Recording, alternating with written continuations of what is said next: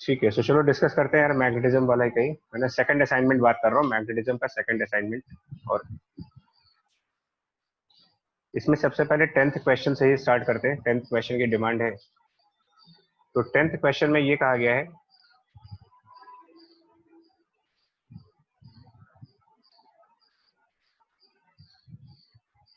कर सब रुको यार। 10th क्वेश्चन में ये कह रहे हो आप लोग कि a particle has mass m charge q. Assignment सबके पास होना चाहिए यार, मैं क्वेश्चन लिखूंगा नहीं, है ना। असाइनमेंट सबके पास होना चाहिए। A particle of mass m and charge q is moving in a region where uniform constant electric and magnetic fields are present, they are parallel to each other. At time t equal to 0, the velocity of the particle is perpendicular to the electric field. At time t equal to 0, the velocity is perpendicular to the electric field. और बाकी सब वो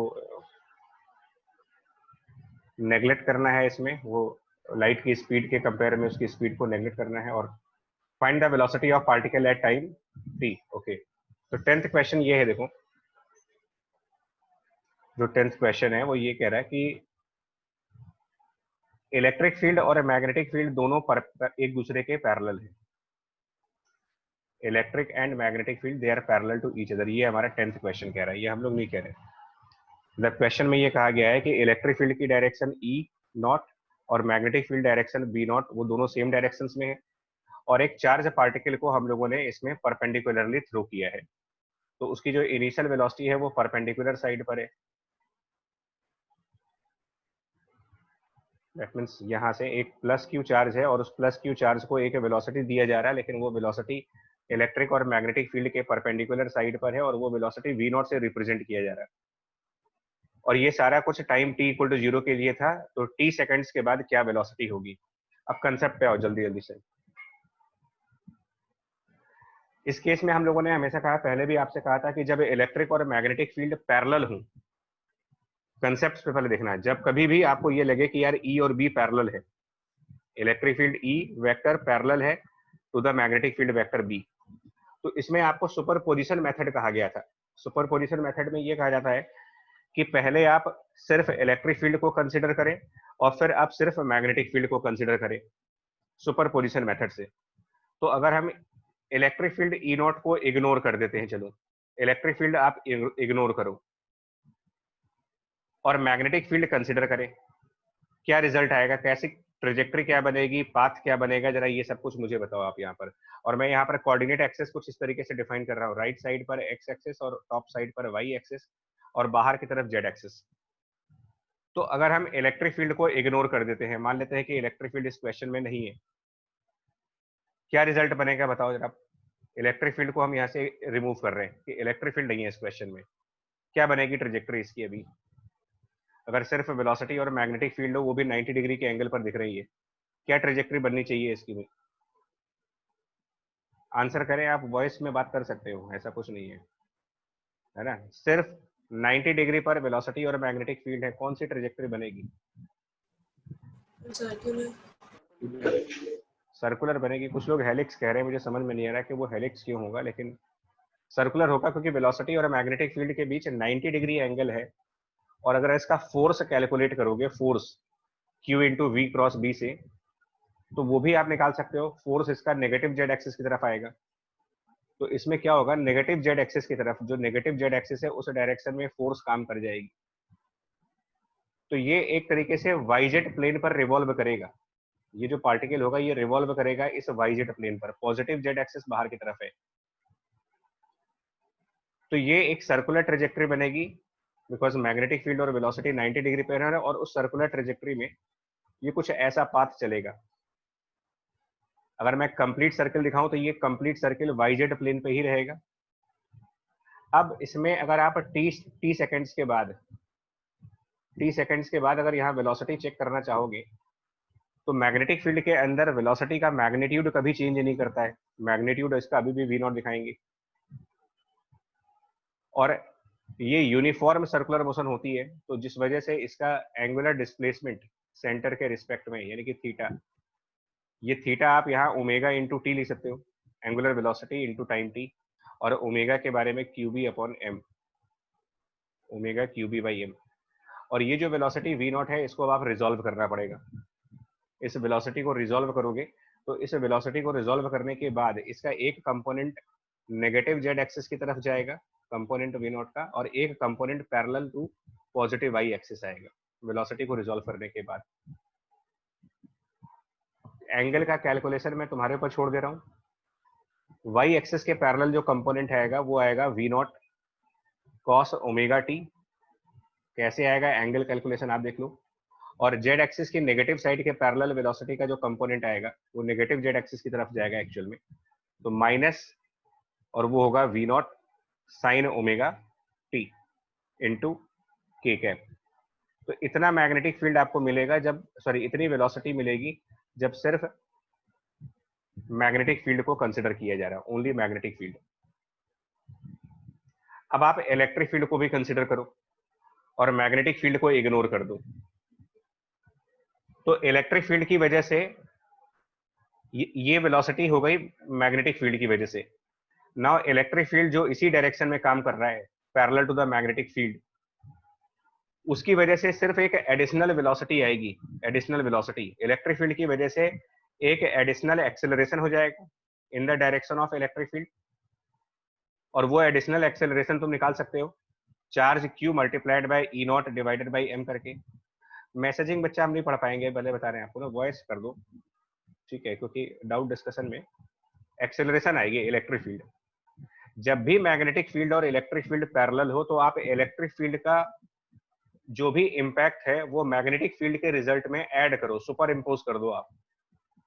तो पहले magnetic field की वजह से solve कर लो क्या हो रहा है, पहले सिर्फ मैग्नेटिक फील्ड की वजह से कैलकुलेट कर लेते हैं क्या हुआ, और जो result by the magnetic field आए उसमें प्लस कर दो जो इलेक्ट्रिक फील्ड उसमें ऐड करेगा, और इलेक्ट्रिक फील्ड इसमें एक एक्सेलरेटेड मोशन ऐड करेगा। इलेक्ट्रिक फील्ड की वजह से यहाँ पर एक्सेलरेटेड मोशन ऐड होगी एक्स एक्सिस की तरफ, तो उससे एक वेलोसिटी एक्स डायरेक्शन में जनरेट हो जाएगी q E naught by m multiplied by t i cap की डायरेक्शन में।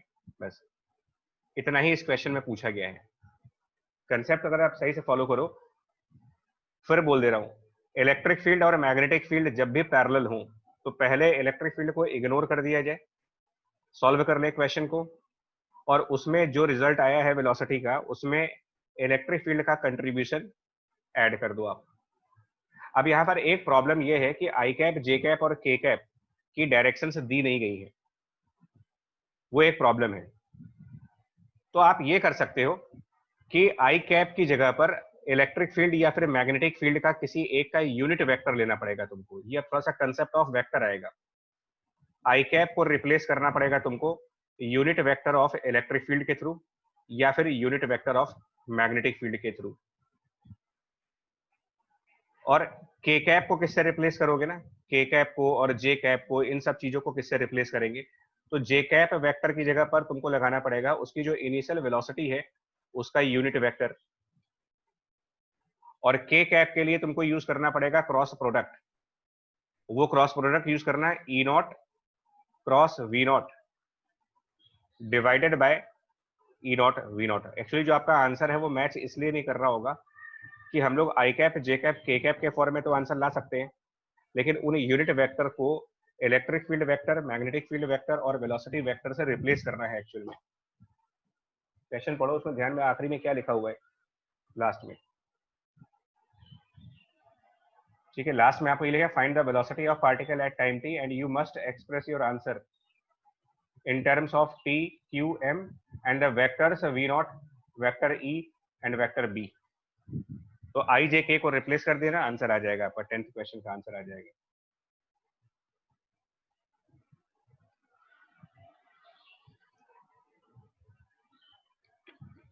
नाउ 18th,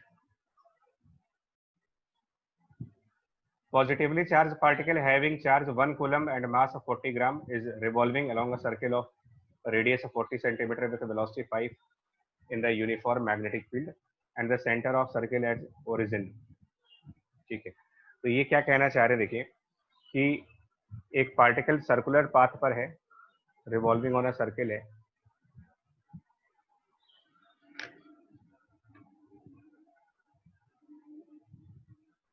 एक सेकेंड,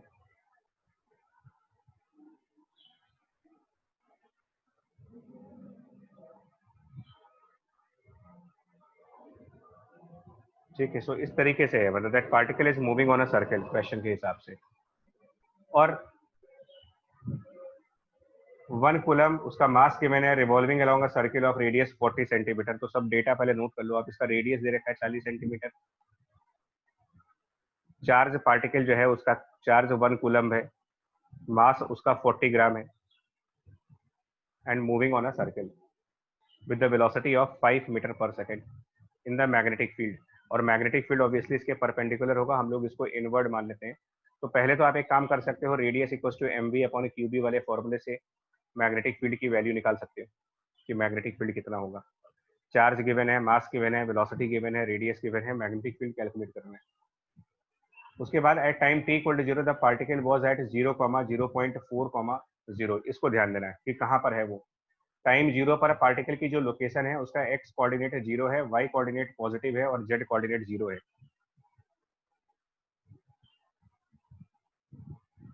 कर रुकिए, क्वेश्चन के हिसाब से थोड़ा सा क्वेश्चन को फॉलो करना पड़ेगा इसमें।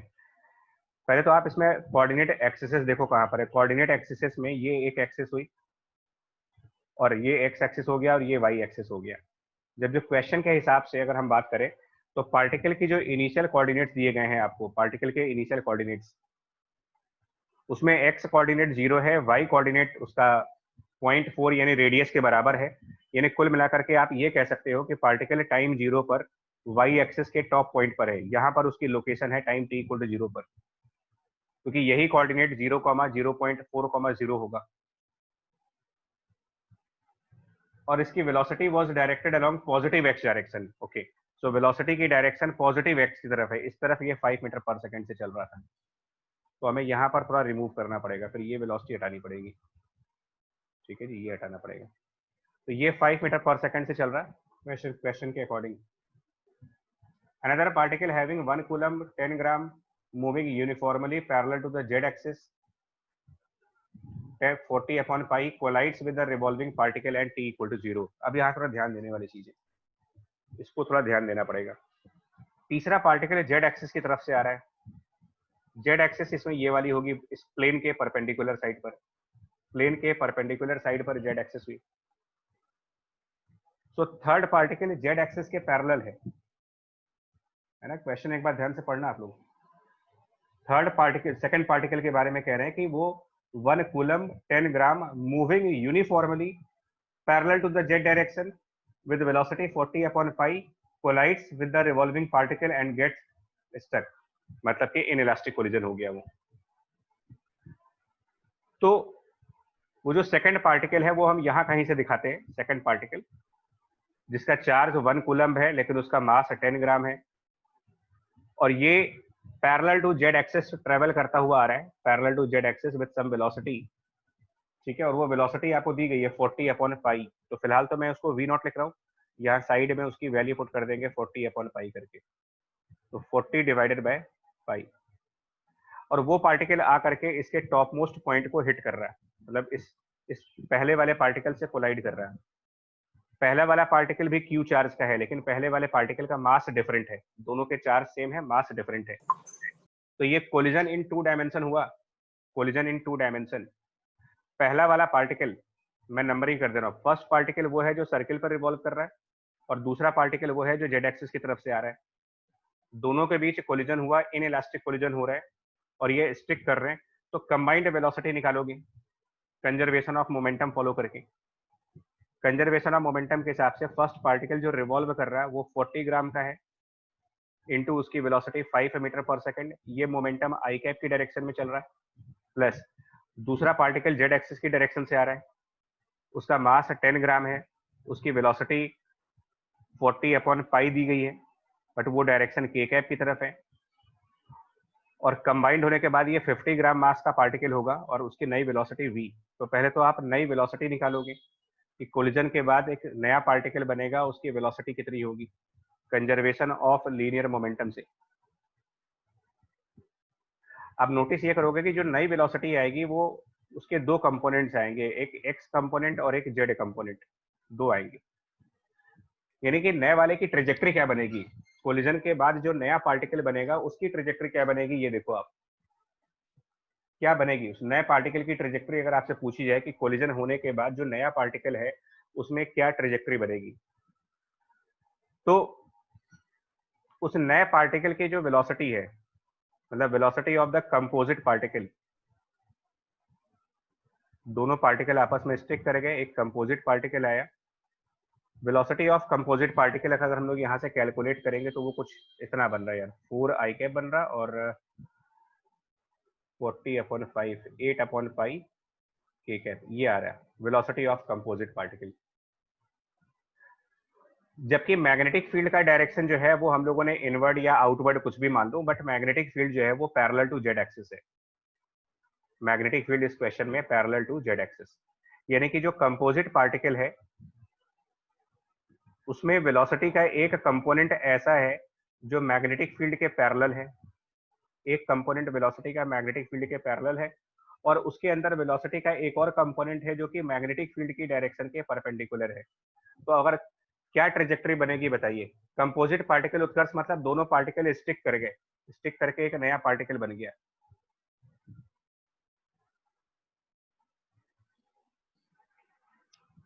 तो इस केस में, और जो डाउट पूछना बच्चा वॉइस में पूछिए, मैं फिर बोल रहा हूँ, मैसेजिंग में ना पूछो, बिकॉज मैसेजिंग में ध्यान देना मेरे लिए पॉसिबल नहीं है इस टाइम पर।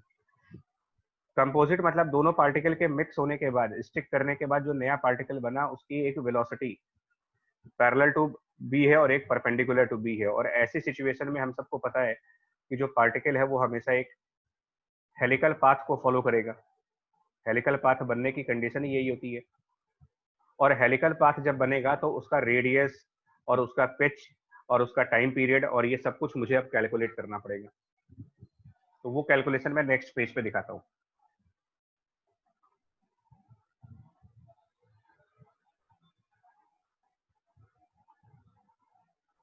ठीक है, अब डायग्राम को थोड़ा सा समझने की कोशिश करना, अदरवाइज फिर फंस जाओगे आप।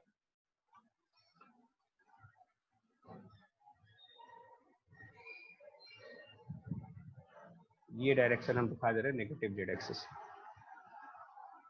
चलो,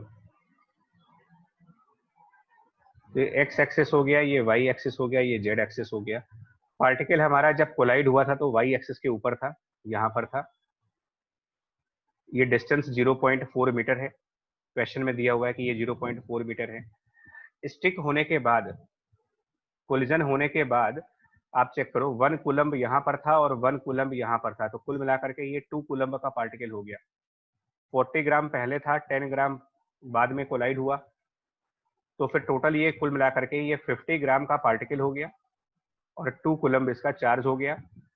इसकी वेलोसिटी के दो कंपोनेंट्स हैं, 4 i कैप और 8/पाई के कैप, दो कंपोनेंट्स हैं। तो 4 i कैप यानी इसमें वेलोसिटी का एक component parallel to the x axis है 4 मीटर पर सेकंड, और एक parallel to the z axis है 8/पाई मीटर पर सेकंड। ये दो डायरेक्शंस में वेलोसिटी है। जो 8/पाई वाली है वो मैग्नेटिक फील्ड के पैरेलल है, because magnetic field Z axis की तरफ दिखाया गया था। तो जो 4 मीटर पर सेकंड है इसकी वजह से सर्कुलर पाथ जनरेट हो जाएगा, 4 metre per second circular motion के लिए आएगा, और 8/पाई की वजह से स्ट्रेट पाथ आएगा हेलिक्स में। अब इन्होंने पूछा है calculate X Y Z coordinates of the particle after a time t equals to पाई/40। तो एक काम करो, पहले इसका टाइम पीरियड निकालते हैं। नया टाइम पीरियड क्या आएगा? तो नया टाइम पीरियड 2πm/क्यूबी होता है। टाइम पीरियड का फॉर्मूला 2πm/क्यूबी। तो इट इज 2π, मास 50 ग्राम है, अपॉन 1000 कर देना किलोग्राम के लिए। टोटल चार्ज 2 कूलम्ब है, और मैग्नेटिक फील्ड बी तो दिया नहीं है हमें, बट इसी के लिए मैंने आपसे कहा था यहाँ पर कि पहले आपको मैग्नेटिक फील्ड कैलकुलेट करना पड़ेगा। तो यहाँ पर रेडियस 0.4 सेंटीमीटर था, यहाँ पर मास 40 ग्राम था, यानी कि 40/1000 इंटू वेलोसिटी यहाँ पर 5 मीटर पर सेकंड था, चार्ज यहाँ 1 कूलम्ब था, and then magnetic field b. तो पहले यहाँ से मैग्नेटिक फील्ड कैलकुलेट किया जाए कि मैग्नेटिक फील्ड की वैल्यू क्या बनेगी पहले वाले डेटा से। तो वो जो मैग्नेटिक फील्ड हम कैलकुलेट करेंगे, अब तुम लोग को थोड़ी हेल्प करनी पड़ेगी। यहाँ से आप कैलकुलेशन करके देखो, और जो भी मैग्नेटिक फील्ड यहाँ पर आई है उस मैग्नेटिक फील्ड को यहाँ पर यूज करेंगे क्या होगा, और उसको यहाँ यूज करके मुझे बताओ कि क्या रिजल्ट बनता है। उस मैग्नेटिक फील्ड को यहाँ पर यूज करने के बाद टाइम पीरियड क्या बनता है। प्रीवियस मैग्नेटिक फील्ड जो यहाँ से निकालोगे, यहाँ से जो मैग्नेटिक फील्ड कैलकुलेट होगा उसको यूज करेंगे और फिर हम यहाँ पर उसको सब्स्टिट्यूट करके बताओ कि टाइम पीरियड की वैल्यू क्या बनती है। थोड़ा सा फास्ट करके कोई बताइए, मैग्नेटिक फील्ड क्या बन रहा है यहाँ पर, सॉरी टाइम पीरियड।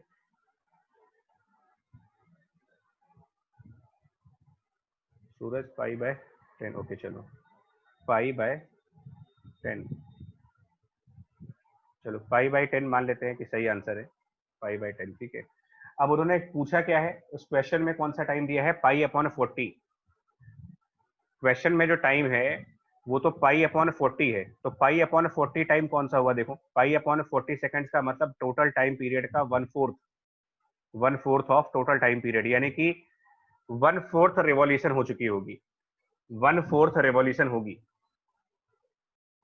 अब इस क्वेश्चन को कैसे करना है जरा ध्यान से देखो। अभी एक काम कर सकते हो, थोड़ी देर के लिए स्ट्रेट पाथ वाली वेलोसिटी को जरा इग्नोर करते हैं। थोड़ी देर के लिए स्ट्रेट पाथ वेलोसिटी अगर मैं इग्नोर कर दूं फॉर टाइम बिंग, तो ये particle YZ plane, sorry XY plane पर ये 1/4 रिवॉल्यूशन करेगा। ये पार्टिकल XY प्लेन पर 1/4 रिवॉल्यूशन करेगा, 1/4। तो 1/4 रिवॉल्यूशन करने के बाद उसकी जो लोकेशन होगी, उस पार्टिकल की जो नई लोकेशन होगी क्यू डैश पार्टिकल की, वो उसके सर्कुलर पाथ का रेडियस होगा, नया रेडियस। और नया रेडियस कैसे निकालोगे, तो नया रेडियस बेसिकली नया मास 50 ग्राम, नई वेलोसिटी, नया चार्ज इनटू मैग्नेटिक फील्ड। तो नया मास यहाँ पर 50 ग्राम है, 50/1000, नई वेलोसिटी यहाँ पर 4 मीटर पर सेकंड है, नया चार्ज 2 कूलम्ब है, और मैग्नेटिक फील्ड जो पहले से यूज किया जा रहा था। तो इससे तुम्हें मालूम चलेगा कि नई वेलोसिटी क्या आएगी इसकी, मतलब सॉरी नया रेडियस क्या बनेगा। संवेद वो कर लेंगे बच्चा, अभी देखो 10 की पावर में भी होगा 4, वो सब देख लेंगे। लॉजिक समझ आ रहे हैं, पहले आपको लॉजिक समझते जाइए। हाँ, वो कन्वर्जन फैक्टर वगैरह सब देख लेंगे वहां पर हम लोग कि क्या होगा। तो इससे नया रेडियस निकाल लो, नया रेडियस कितना बन रहा है, और वो एक्चुअली आसानी से आ जाएगा। नया रेडियस 0.2 आ रहा है ना सूरज, अच्छा तो 0.2 आ रहा है, मतलब ये मान के चलने की कैलकुलेशन सही कर रहे हो तुम लोग, तो 0.2 मीटर की नई रेडियस आई, ठीक है। सो ये 0.2 मीटर तो इसका एक्स कोऑर्डिनेट हो गया, 0.2 मीटर इसका एक्स कोऑर्डिनेट हो गया। लेकिन यहाँ पर हो क्या रहा है, यहाँ पर हो क्या रहा है, साइमल्टेनियसली ये 8/पाई मीटर पर सेकंड से, साइमल्टेनियसली 8/पाई मीटर पर सेकंड से आप जेड एक्सिस पर भी चलोगे, यानी एक्चुअल में ट्रेजेक्टरी ऐसे नहीं होगी, एक्चुअल में ये पाथ नहीं बनेगा, एक्चुअल में पाथ यहां से यहां नहीं जाएगा। वो रियल पाथ क्या होगा वो दिखाता हूं मैं आपको। तो रियल पाथ इसका ये बनेगा, देखिए एक्चुअल में वो 1/4 रिवॉल्यूशन करने के साथ साथ, 1/4 रिवॉल्यूशन करने के साथ साथ थोड़ा सा जेड एक्सिस की तरफ शिफ्टेड आएगा, मतलब उसके अंदर एक जेड एक्सिस का कोऑर्डिनेट भी जाएगा, ऐसे वो पैरेलल टू जेड एक्सिस भी शिफ्ट कर चुका होगा। 1/4 रिवॉल्यूशन तो किया उसने, यानी उसका एक्स कोऑर्डिनेट तो 0.2 आया, but simultaneously 8/पाई metre per second की वजह से जेड एक्सिस के अलोंग भी उसका एक डिस्प्लेसमेंट होगा, यानी कि उस पार्टिकल में एक जेड कोऑर्डिनेट भी डेवलप किया जाएगा। और वो जेड कोऑर्डिनेट कैलकुलेट करोगे, velocity parallel to the z axis, यानी 8/पाई मल्टीप्लाइड बाय टाइम, और टाइम है π/40। तो इसका एक एक्स कोऑर्डिनेट आएगा, एक जेड कोऑर्डिनेट आएगा, और वाई कोऑर्डिनेट 0 आएगा इसका। अब अपना आंसर चेक कर लो इसमें, 18th क्वेश्चन का आंसर, 18th का आंसर अब अपना इसके हिसाब से आप एनालाइज करिए और बताइए कि आपका आंसर सही आ रहा है या नहीं आ रहा। विनायक गुप्ता जी, बाकी लोग भी इसको करके और बताएं जल्दी से कि आंसर सही आ रहा है या नहीं आ रहा।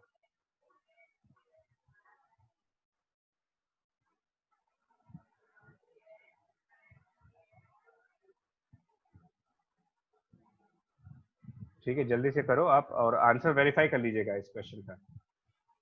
बट ये हेलिकल सर पाथ को समझने का बहुत अच्छा क्वेश्चन है। ठीक है सूरज, कर लो बस। ठीक है जी। सर ये y का भी कोऑर्डिनेट दिया है 0.2। y कितना है? 0.2। सर एक्स वाई जेड तो तीनों 0.2 दिए हैं।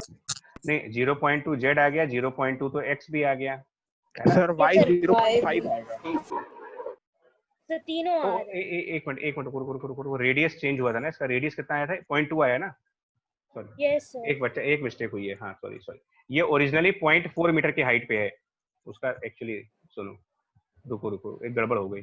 ये जो ओरिजिनल था वो ओरिजिन से 0.4 मीटर ऊपर है, और 1/4 रेवोल्यूशन करने के बाद इसका जो नया रेडियस है वो सिर्फ 0.2 मीटर का रह गया। समझे प्रॉब्लम कहां पर हो रही है? यस सर, समझ यस यस पॉइंट एक्चुअली वो 0.4 मीटर नीचे नहीं आ पाएगा, क्योंकि अब रेडियस उसका सिर्फ 0.2 रह गया है। एक्चुअली रेडियस को हमने बाद में कैलकुलेट किया है, तो रेडियस उसका 0.2 मीटर है, नया रेडियस। यानी कि पहले रेडियस ज्यादा थी, अब रेडियस कम हो गई है। मेरे ख्याल से आप समझ गए होंगे क्या होगा, यस सर। है ना। हाँ, ये पार्टिकल यहाँ पर नहीं आ पाएगा एक्चुअली, ये थोड़ा सा वाई एक्सिस पे ही रह जाएगा बीच में। अब फिगर थोड़ी कॉम्प्लिकेट हो जाएगी, लेकिन फिगर समझना बहुत टफ हो जाएगा कि ये जो सिचुएशन बनी है, इसको अगर आप यहाँ से प्रोजेक्ट करोगे नीचे की तरफ, तो उसमें जेड कोऑर्डिनेट भी है, एक्स कोऑर्डिनेट भी है, और वाई कोऑर्डिनेट भी है। 1/4 रिवॉल्यूशन करके वो सिर्फ 0.2 मीटर नीचे आएगा, बाकी का 0.2 मीटर उसका वाई कोऑर्डिनेट बचा रहेगा।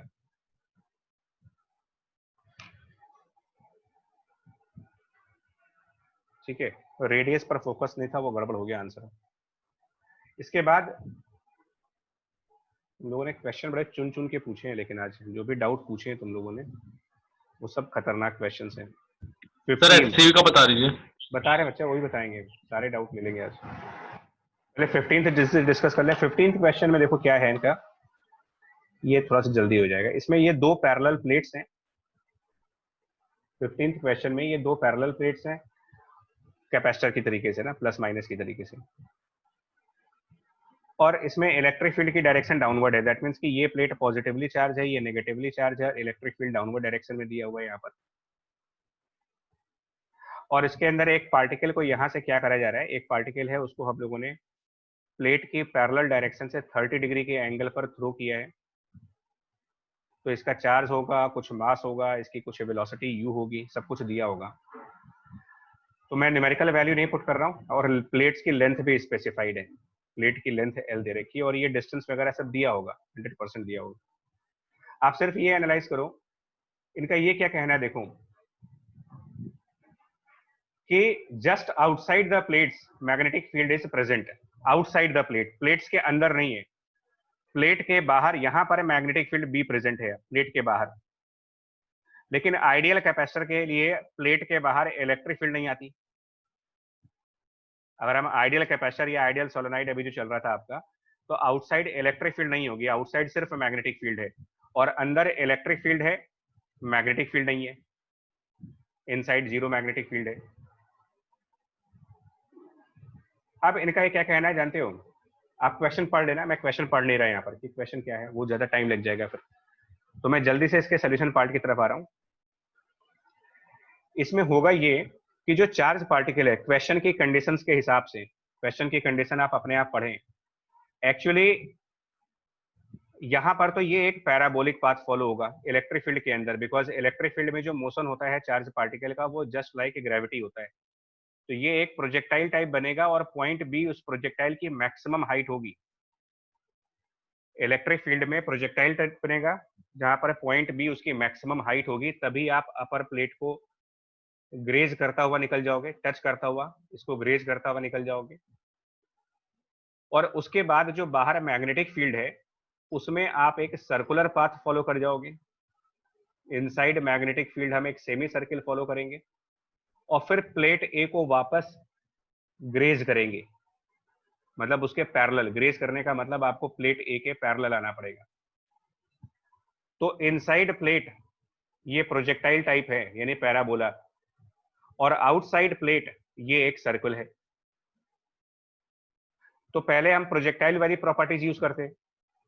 अगर हम प्रोजेक्टाइल वाली प्रॉपर्टी यूज करें तो इसका हॉरिजॉन्टल डिस्प्लेसमेंट, प्रोजेक्टाइल के जो कंसेप्ट होते हैं कि मोशन इन 2 डायमेंशन है वो, तो उसका प्रोजेक्टाइल का हॉरिजॉन्टल डायमेंशन जो है वो प्लेट की लेंथ के बराबर है, so it should be the horizontal velocity u cos theta into time t। अब ये बेसिक पे आओ। प्रोजेक्टाइल का जो वर्टिकल डिस्प्लेसमेंट है वो d/2 के बराबर है, वो vertical velocity u sin theta into t और -12 gt स्क्वायर, बट g की जगह पर एक्सेलरेशन बाय इलेक्ट्रिक फील्ड आएगा, तो QE/m होगा यहाँ पर in place of gravity t square. ये दो इक्वेशंस होंगी। और तीसरी इक्वेशन, थर्ड इक्वेशन क्या होगी, देखिए जब ये प्रोजेक्टाइल अपने हाईएस्ट पॉइंट पर पहुंचा होगा तो रिमेंबर हाईएस्ट पॉइंट पर प्रोजेक्टाइल की वेलोसिटी u cos थीटा के बराबर रखते हो। Velocity at the top most point is u cos theta, velocity at the top most point is u cos theta. और उसके बाद वो सेमी सर्कल पे चल रहा है, और जो d है वो सेमी सर्कल का डायमीटर है, तो d/2 सेमी सर्कल का रेडियस हो गया equal to m velocity for magnetic field. Magnetic field में एंटर करने से पहले वेलोसिटी है u cos theta m into v divided by q into b. ये आपको थर्ड इक्वेशन बनेगी। अब आप थोड़ा सा अपना टाइम उसमें मैनिपुलेशंस यानी कैलकुलेशंस वगैरह करना, और ये आंसर भी आपको मिल जाएगा, आराम से आ जाएगा, इजीली सॉल्व हो जाएगा। इसमें कोई ऐसी बहुत टफ प्रॉब्लम नहीं है ये।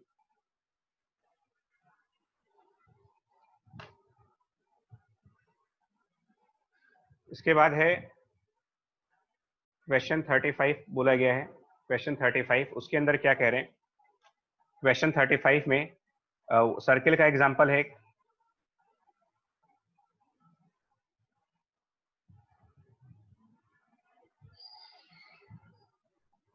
और उसमें एक मैग्नेटिक फील्ड दे रखा है, इसमें सब कुछ ये सब दे रखा है आपको, यहाँ पर कोऑर्डिनेट एक्सिस दे रखी है क्वेश्चन 35 में। और बता रहे बच्चा, आप लोग में से किसी का क्वेश्चन रह गया तो वो सब हो जाएगा जी। कनेक्ट, ठीक है सर एक बार 34th भी डिस्कस कर लीजिएगा।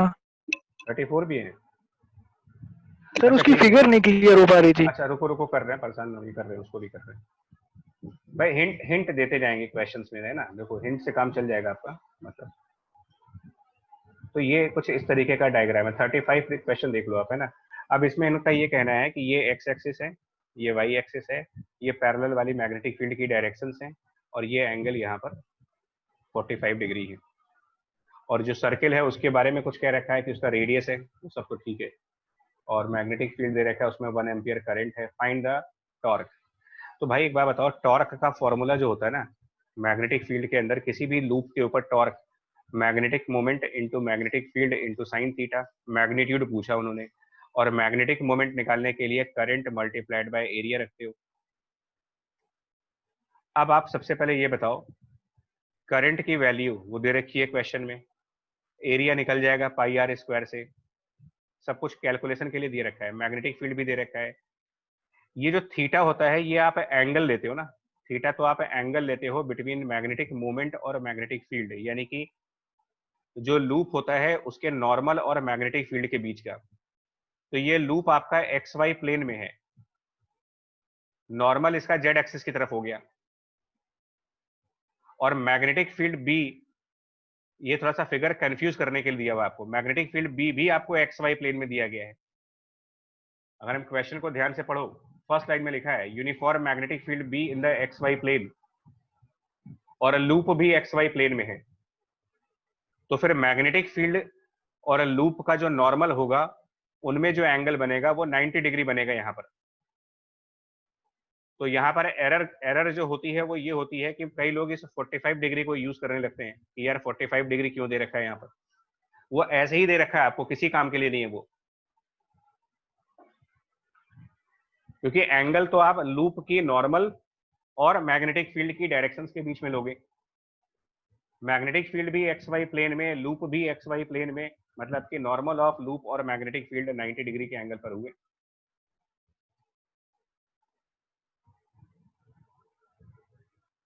थर्टी फोर्थ क्वेश्चन जो है वो देखो बताता हूँ क्या है। 34th क्वेश्चन एक्चुअली ये है, समझाते हैं इसको। एक्चुअली एक तो कुछ ऐसा हो जाए जहां पर कोऑर्डिनेट एक्सेस बनी बनाए आ जाए।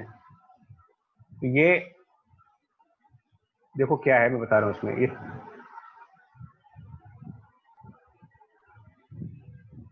इसमें यार एक लूप है और वो बेसिकली इस तरीके से दे रखा है तुम्हें। ये हमारा वाई एक्सिस है, समझ लीजिए इसको क्या है, ये वाई एक्सिस हो गया, इधर मेरे ख्याल से ये एक्स एक्सिस है और इधर जेड एक्सिस है।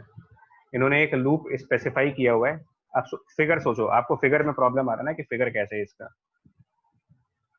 तो यार ये कुछ ऐसा है, मतलब ये एक लूप है जिसकी एक साइड यहाँ पर है, एक साइड यहाँ पर है, एक साइड यहाँ है और चौथी साइड यहाँ पर होगी, मतलब parallel to the x axis, ऐसे करके एक लूप है। ठीक है, ऐसे करके एक लूप है, मतलब एक्स वाई प्लेन से उठा हुआ है। ये जो लूप है वो एक्स वाई प्लेन से ऊपर की तरफ उठा हुआ है। और कितना उठा हुआ है? तो 30 डिग्री एंगल पर।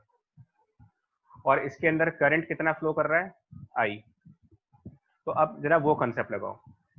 हम लोग को पता है कि जो मैग्नेटिक मोमेंट होता है वो हमेशा perpendicular to plane of loop चलता है, always perpendicular to plane of loop. तो ये जो लूप है ये एक्स वाई प्लेन से ऊपर की तरफ लिफ्टेड है, 30 डिग्री ऊपर उठा हुआ है। तो अगर आप इसका नॉर्मल चेक करोगे, और नॉर्मल के लिए भी आपको पता है कि राइट हैंड फिंगर्स को करंट के अकॉर्डिंग घुमाना पड़ता है, जिस तरफ करंट फ्लो करेगी।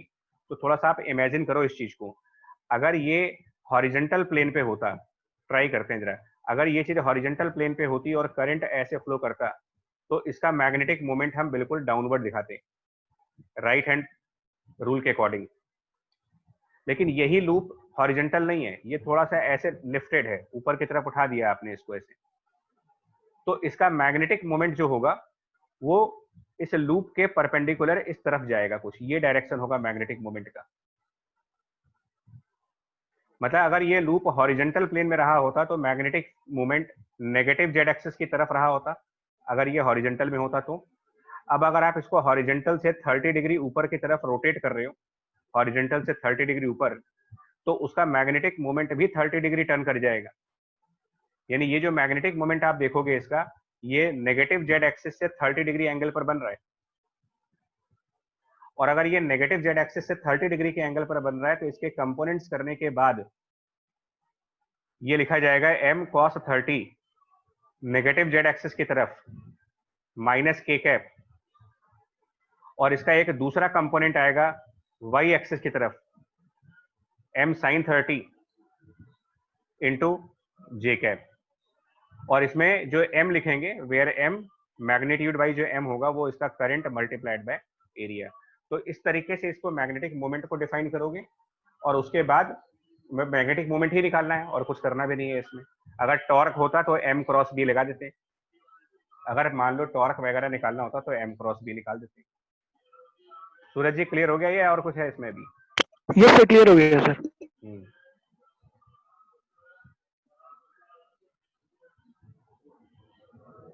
इसके बाद क्वेश्चन जो है, जो मेरे पास रिकॉर्ड्स में है इस टाइम पर, वो है 39।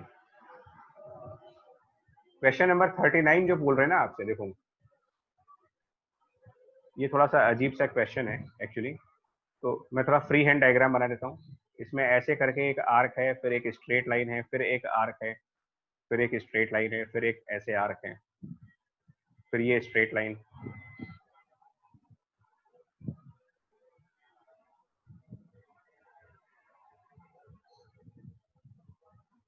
ये इस तरीके से एक फिगर है, आपके पास असाइनमेंट होगी, आप देख सकते हो उसको। और इसमें अंदर वाला जो आर्क है उसका रेडियस r1 है, बाहर वाले आर्क का रेडियस r2 है। ठीक है, और करंट इसमें फ्लो कर रहा है ऐसे।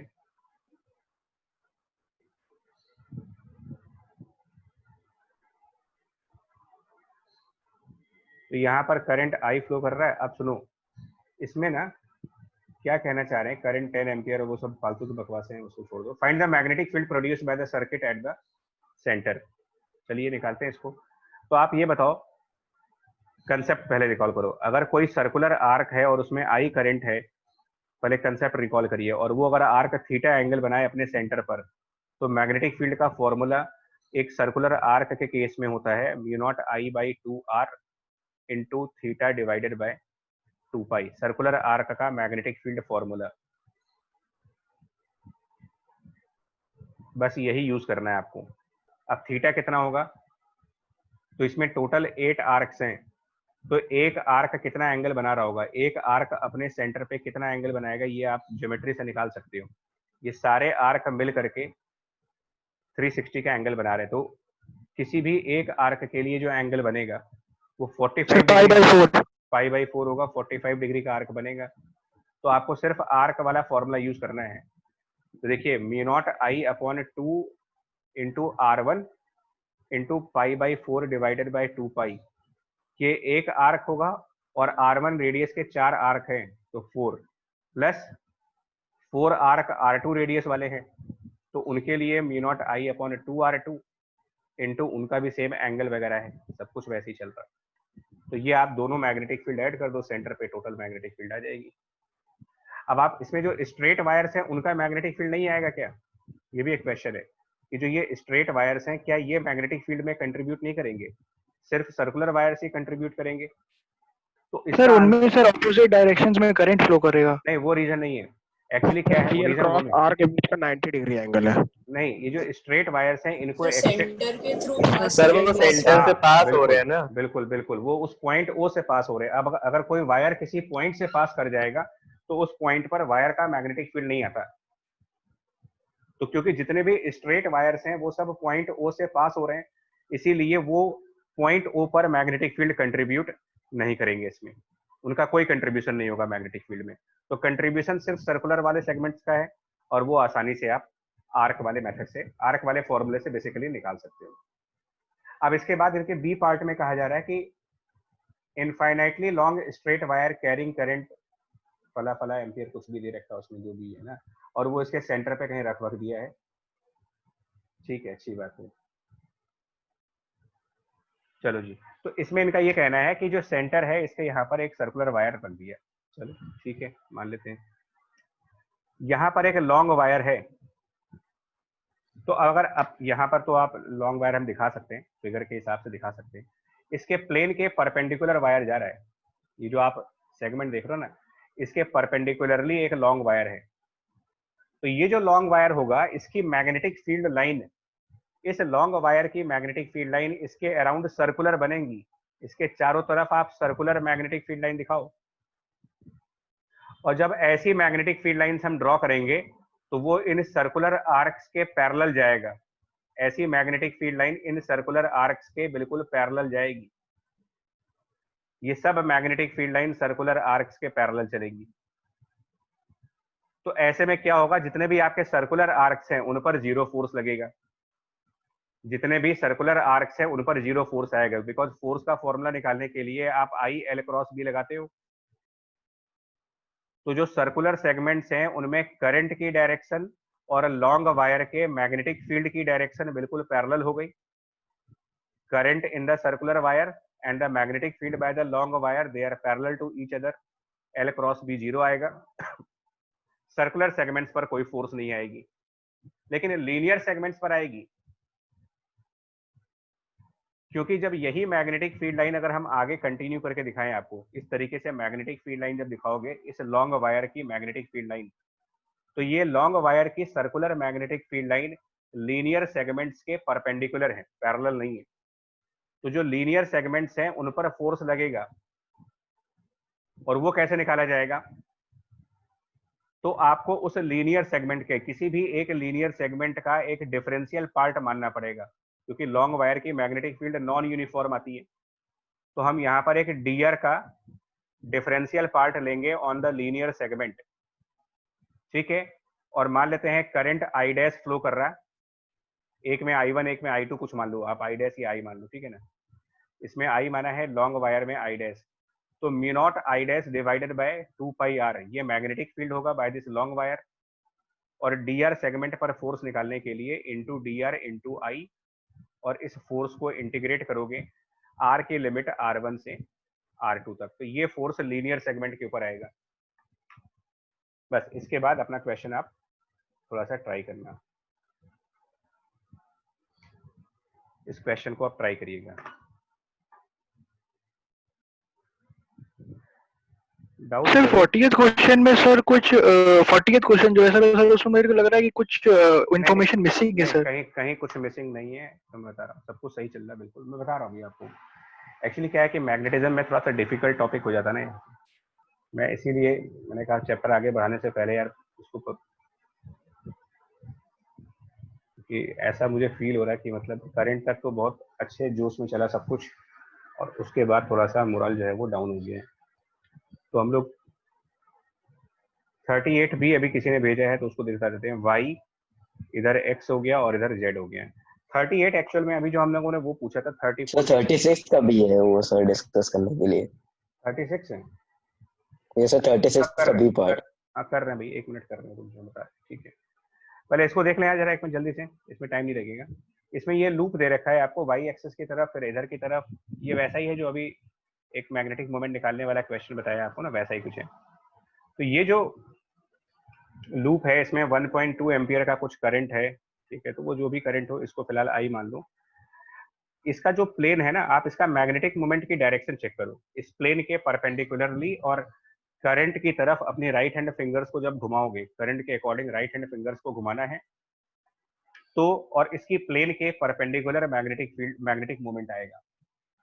तो अगर आप इसको एनालाइज करोगे ना, तो मैं दिखा देता हूँ, मैं इस फिगर में दिखा रहा हूँ, आप कोशिश करना इसको समझने के लिए। इसका मैग्नेटिक मोमेंट अंदर की तरफ जाएगा ऐसे, जो इस लूप की प्लेन के परपेंडिकुलर है। ये थोड़ा सा फिगर समझने में प्रॉब्लम हो सकती है। मैग्नेटिक मोमेंट की डायरेक्शन इस रेक्टेंगुलर लूप के प्लेन के परपेंडिकुलर है, और ये रेक्टेंगुलर लूप एक्स एक्सिस से 30 degree angle towards Z axis है, तो फिर मैग्नेटिक मोमेंट 60 डिग्री एंगल पर होगा, इधर प्लेन के परपेंडिकुलर है। तो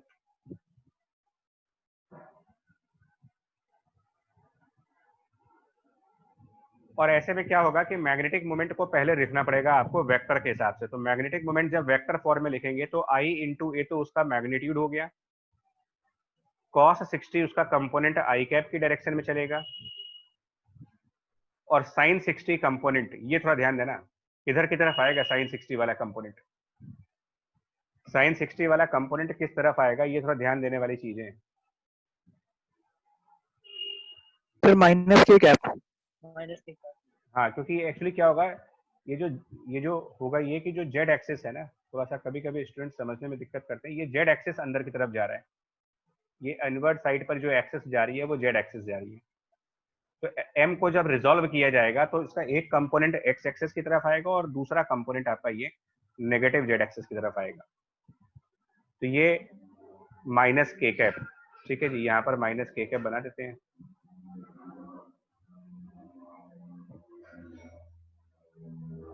बस, और उसके बाद मैग्नेटिक फील्ड क्या दे रखा है इसमें, मैग्नेटिक मोमेंट तो मैंने लिख दिया, उसकी एरिया वगैरह सब निकाल लेना आप, एरिया वगैरह अपने आप निकाल लीजिएगा। और इसमें मैग्नेटिक फील्ड का डायरेक्शन क्या दे रखा है,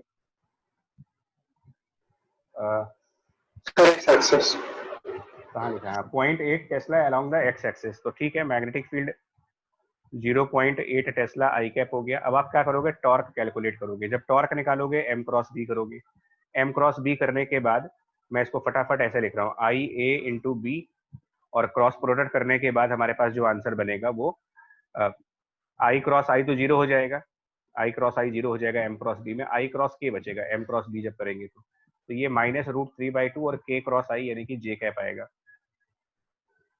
तो हम लोगों ने पहले भी कहा था क्लास में कि जब आप टॉर्क निकालेंगे ना एम क्रॉस बी करके, एम क्रॉस बी करने के बाद जब टॉर्क निकालोगे तो उसमें जो यूनिट वेक्टर अपीयर होता है, टॉर्क कैलकुलेट करने में जो यूनिट वेक्टर आता है, ये आपको हमेशा एक्सिस के बारे में इन्फॉर्म करता है कि ये एक्सिस ऑफ रोटेशन हमारा वाई एक्सिस की तरफ है। और वैसे भी इस क्वेश्चन में ये बोल रखा है कि इसको वाई एक्सिस के अबाउट हिंज किया गया है, तो वो आपको वाई एक्सिस पे हिंज करना ही पड़ेगा, क्योंकि अदरवाइज ये रोटेट कर नहीं सकता। टॉर्क जे कैप आ रहा है, इसका मतलब axis of rotation J cap है। अच्छा, अब इसमें पूछा है what is the expected direction of rotation. तो ये कैसे देखते हैं, देखो एक्सपेक्टेड डायरेक्शन ऑफ रोटेशन कैसे देखा जाता है। तो एक्चुअल में यहाँ पर माइनस साइन भी है, मतलब एक्चुअल में टॉर्क में माइनस जे कैप है, यानी कि टॉर्क की जो डायरेक्शन है वो वाई एक्सिस के नेगेटिव साइड पर है। डायरेक्शन ऑफ टॉर्क रियल में negative side of y axis है। तो एक काम करते हैं, इसका तरीका सुन लो एक बार। जिस डायरेक्शन में टॉर्क आपको दिख रही हो, आप उस साइड से खड़े होकर के एनालाइज करिए। आप वहां से खड़े होकर देखो। और वैसे भी मैंने आपसे ये कहा है कि मैग्नेटिक मोमेंट हमेशा अपने आप को मैग्नेटिक फील्ड की डायरेक्शन में अलाइनमेंट करना चाहता है। एक नेचर है कि दैट मैग्नेटिक मोमेंट हमेशा अपने आप को पैरेलल करना चाहता है मैग्नेटिक फील्ड के साथ। मैग्नेटिक फील्ड हमारा एक्स एक्सिस की तरफ है, तो ये मैग्नेटिक मोमेंट अपने आप को मैग्नेटिक फील्ड की तरफ लाना चाहेगा।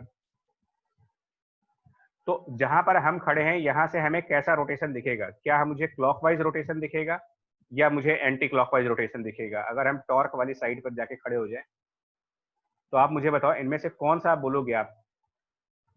अगर हम यहाँ, ये वेक्टर एम रोटेट कर रहा है, वेक्टर एम रोटेट करके एक्स एक्सिस की तरफ आ रहा है, तो वेक्टर एम अगर एक्स एक्सिस की तरफ रोटेट कर रहा है और आप नेगेटिव जेड एक्सिस से देख रहे हो, क्या बोलोगे? ये क्लॉकवाइज रोटेशन हुआ या फिर एंटी क्लॉकवाइज रोटेशन हुआ? ये एंटी।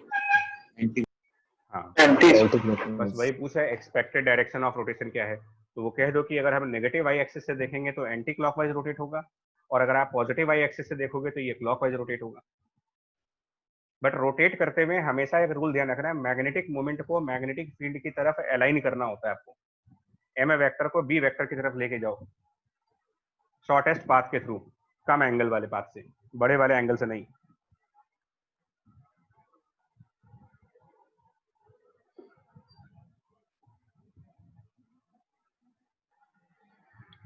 इसके बाद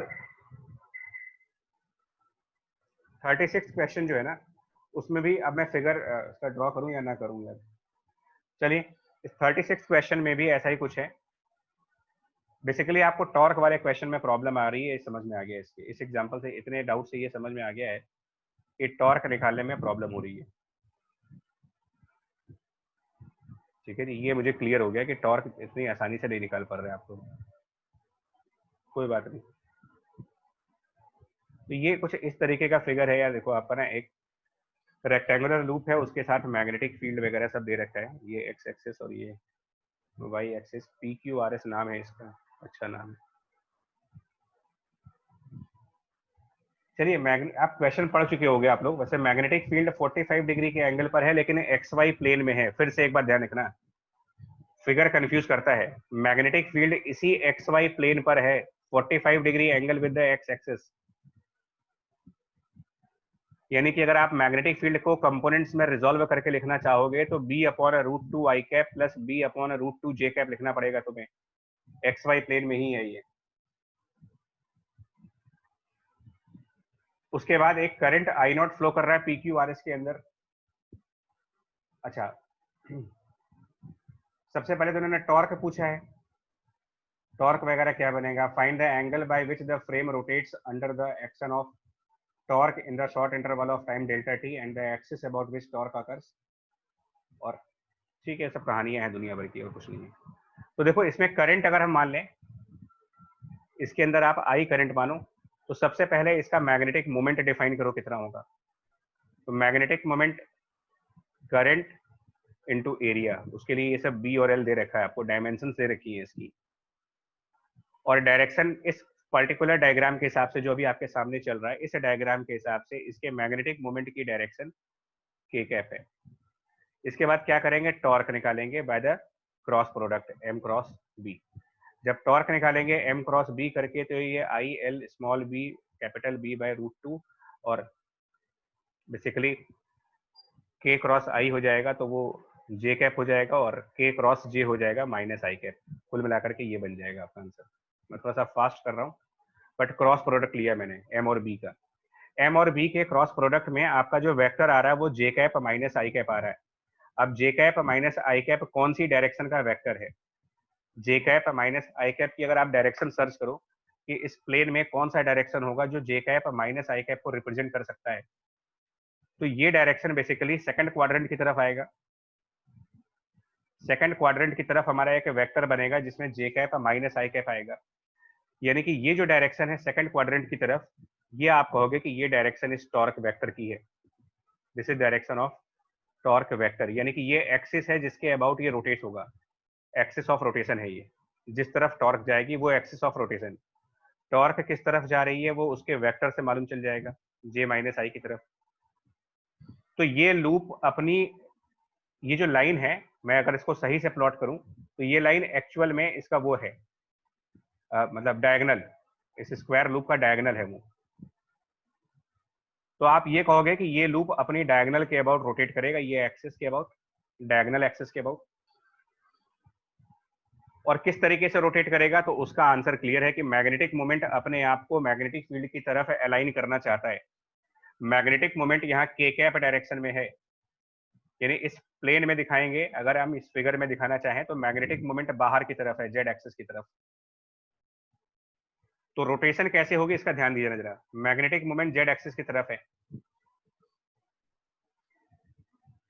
तो ये मैग्नेटिक मोमेंट अपने आप को मैग्नेटिक फील्ड की तरफ अलाइनमेंट करना चाहेगा, और magnetic field x y plane के अंदर ही है। तो क्या होगा जानते हो, मैग्नेटिक मोमेंट फिलहाल जेड एक्सिस पर है और ये अपने आप को इस मैग्नेटिक फील्ड बी की तरफ अलाइन करना चाहेगा।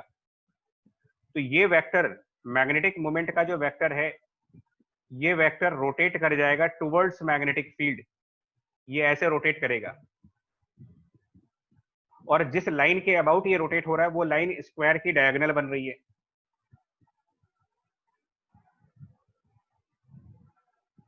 फिगर को ध्यान से देख लेना आप, मैग्नेटिक मोमेंट जेड एक्सिस की तरफ है और मैग्नेटिक फील्ड इसी एक्स वाई प्लेन पर है।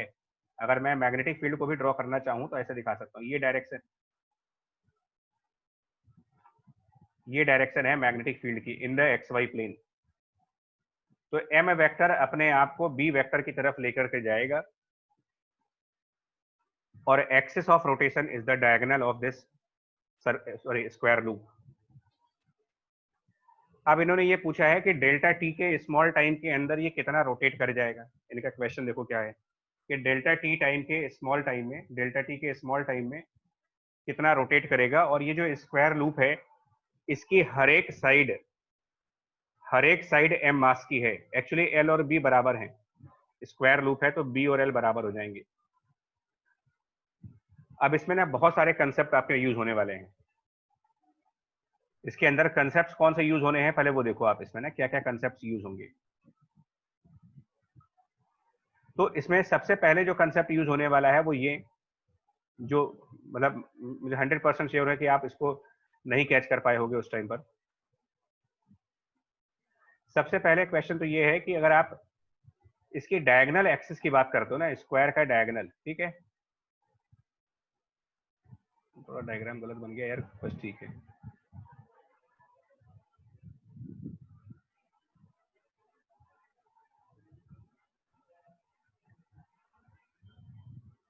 चलिए अब ठीक है।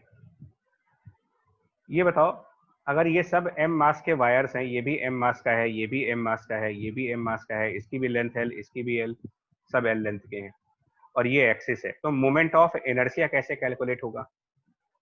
ये सब 45 डिग्री एंगल पर होंगे। अभी थोड़ा डिफिकल्ट कंसेप्ट इसलिए हो रहा है कि moment of inertia of rod आपको पता होना चाहिए।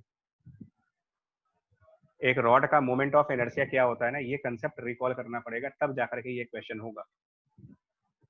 और ये याद दिलाता हूं तुम्हें, एक रॉड का मोमेंट ऑफ इनर्शिया जब हम कैलकुलेट करते हैं तो उसके सेंटर से परपेंडिकुलर एक्सिस पे लिए, अगर सेंटर से परपेंडिकुलर एक्सिस है तो हम कहते हैं कि ये ml²/12 होगा। एंड पॉइंट से परपेंडिकुलर एक्सिस है, एंड पॉइंट से, तो आप ml²/3 कहोगे।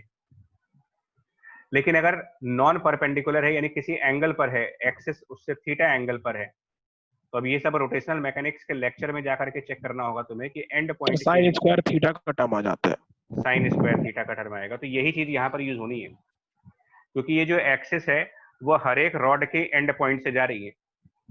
तो यहाँ पर टोटल मोमेंट ऑफ इनर्शिया इस पूरे स्क्वायर फ्रेम का 4 टाइम्स होगा, बिकॉज 4 साइड है, और एक साइड के लिए आप ml²/3 साइन स्क्वायर 45 डिग्री का यूज करोगे मोमेंट ऑफ इनर्शिया के लिए, टोटल मोमेंट ऑफ इनर्शिया।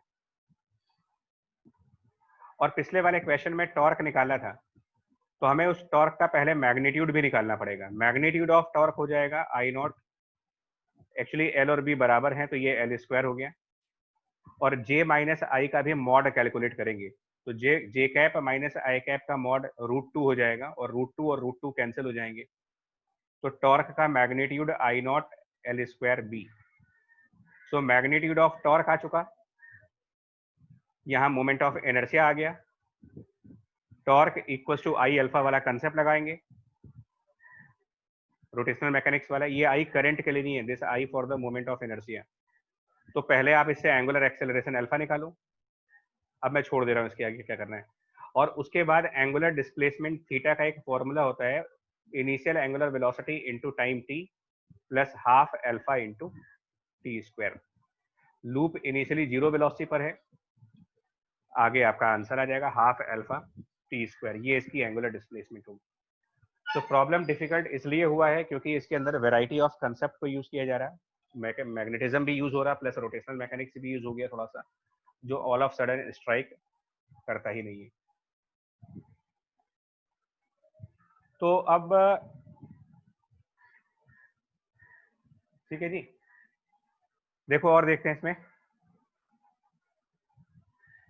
अब इसके बाद जो क्वेश्चंस हैं वो हैं, भाई किसी का हो तो बीच में बोल देना, मतलब क्योंकि डाउट्स ज्यादा हैं आप लोग के वैसे। तो अभी मेरे पास क्वेश्चन जो है वो ये है 54, ठीक है ना, क्वेश्चन 54। मैं सत्यान देख रहे हैं मेरी जो कर्स, ठीक है विनायक, कोशिश कर रहे हैं बच्चा तुम लोग का मैक्सिमम डाउट बताने के लिए कोशिश कर रहे हैं। पहले आप 54 पे देखो, 54 क्वेश्चन पे, find the work and power required to move the conductor of length l one full turn in the anticlockwise direction at the rotational frequency इतना इतना, if the magnetic field of magnitude is b0 is everywhere and point radially outward from the z axis। अच्छा बहुत बढ़िया। देखिए क्या कहना चाह रहे हैं वो कहना ये चाह रहे हैं, मतलब इस बात को हालांकि वो सिंपल तरीके से भी कह सकते थे, लेकिन ये लोग कंफ्यूज करते हैं और कुछ नहीं। तो वो ये कहना चाह रहे हैं यार कि ये आपका कोऑर्डिनेट सिस्टम फिर से एक बार यूज करना पड़ेगा, और एक्स एक्सिस, जेड एक्सिस और वाई एक्सिस। अच्छा, तो इनका कहना है कि एक लॉन्ग वायर है हमारे पास, उस लॉन्ग वायर को हम रिवॉल्व करवा रहे हैं।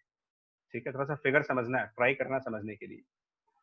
हमारे पास एक स्ट्रेट वायर है, उसमें करंट आई फ्लो हो रहा है। अब आप इस स्ट्रेट वायर को रिवॉल्व कर रहे हो, मतलब हम धीरे धीरे क्या कर रहे हैं, इस स्ट्रेट वायर को यहां से यहां लाए, फिर यहां से और इधर लाए, इसको रिवॉल्व कराते जा रहे हैं स्ट्रेट वायर को ऐसे करके। और इसका जो रेवोल्यूशन पाथ है, आप स्ट्रेट वायर को मूव कर रहे हो, लेकिन मूव करने की जो ट्रेजेक्टरी है, इसको एक सर्किल पर मूव करके ले जा रहे हो। स्ट्रेट वायर को आप एक सर्किल पर मूव करते जा रहे हो ऐसे, और मूव करके वो एक सिलिंड्रिकल सरफेस में कन्वर्ट हो जाएगा।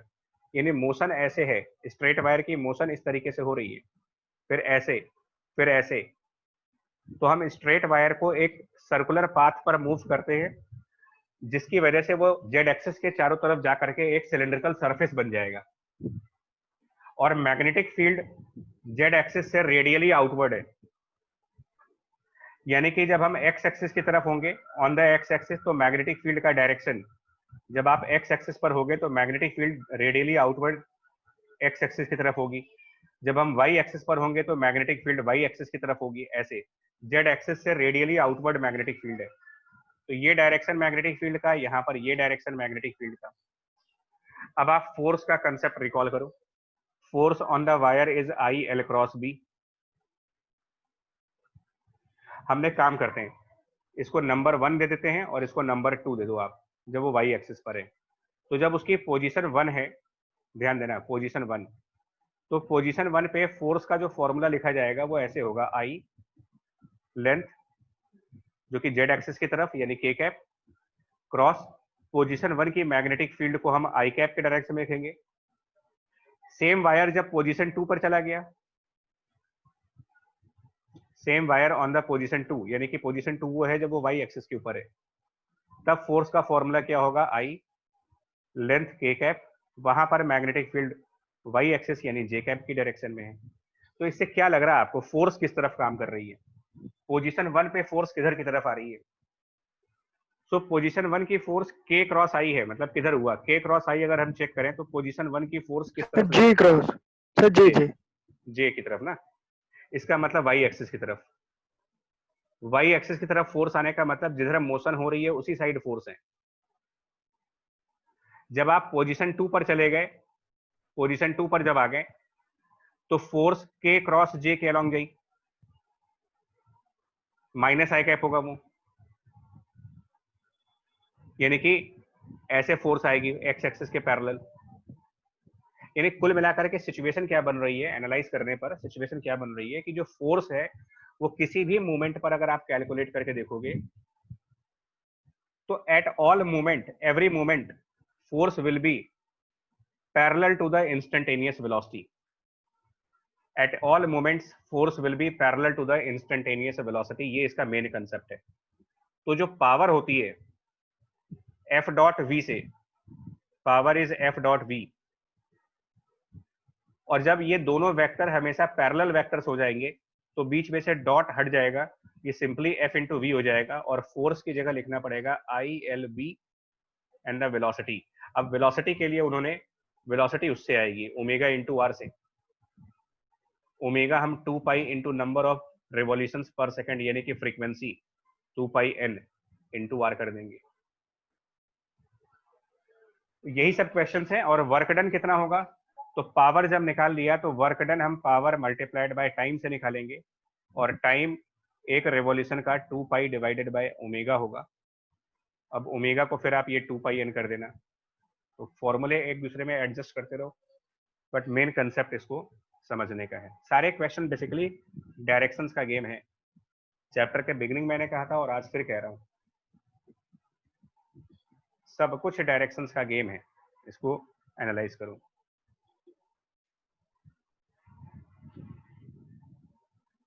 ठीक है जी, कर लीजिएगा इसको। क्वेश्चन नंबर 55,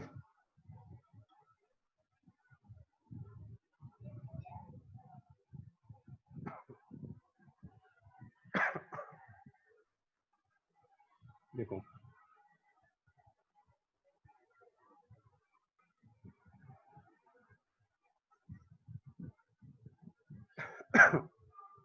ये इसको अभी छोड़ देंगे यार। 55 में ना मैग्नेटिक निडल है, तो इसको स्किप कर जाओ। अभी आप मैग्नेटिक निडल का कंसेप्ट तो नहीं पढ़ा हम लोगों ने, तो इसको छोड़ देते हैं, ध्यान नहीं दिया इसको, इसको बाद में डिस्कस कर लीजिएगा।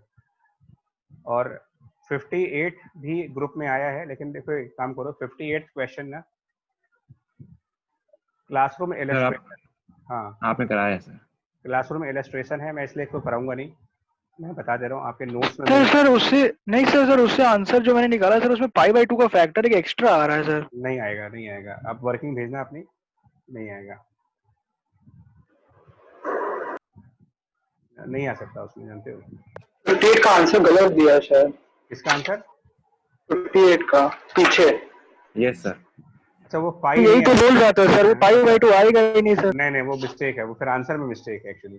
पाई जो आंसर, पाई mg अपॉन 4il जो आंसर है वो पाई नहीं आएगा उसमें आंसर में।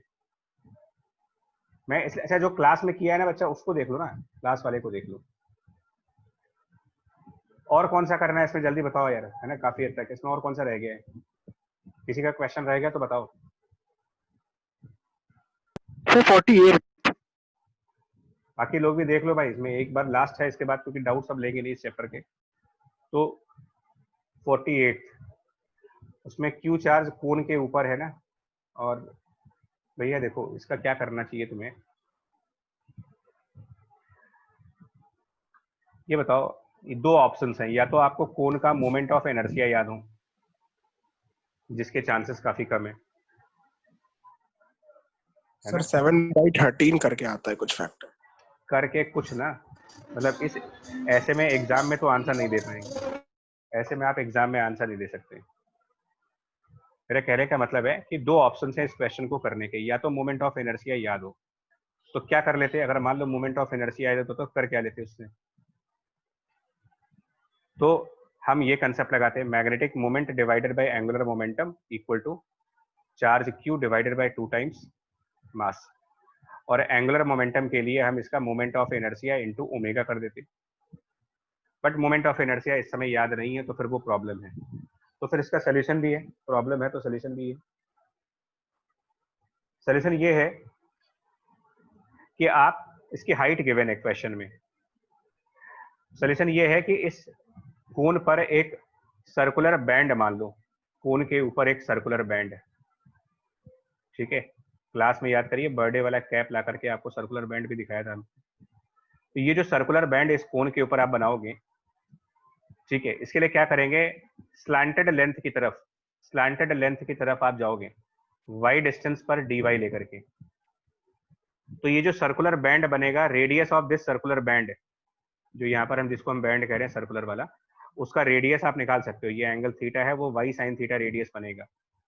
तो y साइन थीटा उस सर्कुलर बैंड का रेडियस 2 पाई इंटू रेडियस उस सर्कुलर बैंड की circumference into dy circular band का एरिया हो गया, और total charge divided by cone का सरफेस एरिया, वो जितना मुझे याद है वो पाई इंटू रेडियस इंटू शायद स्लैंटेड लेंथ होता है, pi R L surface area of कोन,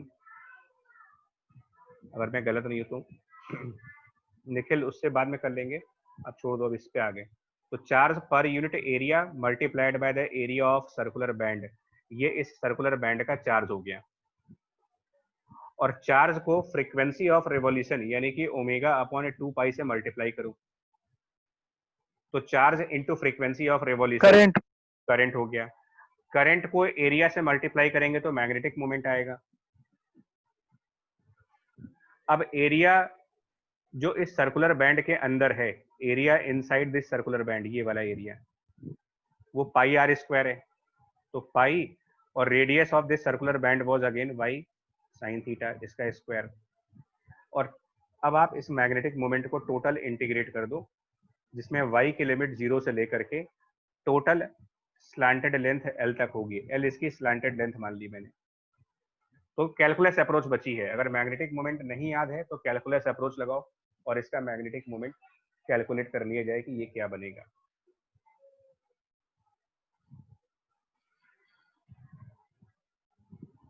ठीक है। और एक 47th क्वेश्चन भी अभी भी किसी ने भेजा है कि भाई 47th भी आ रही है, कि जब ये सब हो ही रहा है तो हम क्यों पीछे रह जाएं। तो 47th में ये दो सर्कुलर आर्क्स हैं और ये ऐसे करके स्ट्रेट वायर्स हैं दो, और यहाँ पर कोई एक लॉन्ग वायर है, क्रॉस करंट है इसमें I0। ठीक है, देखो इसको भी, ये बहुत अच्छा क्वेश्चन है वैसे जिसने भी पूछा है। लेकिन देखिए इसमें क्या है ना कि ये जो लीनियर सेगमेंट्स हैं इनको मिला करके आपको एंगल तो दे दिया गया उन्होंने कि एक तरफ अल्फा एंगल है, इधर भी अल्फा एंगल है, और जो ये पोर्शन है इसके अंदर आई करंट फ्लो कर रहा है,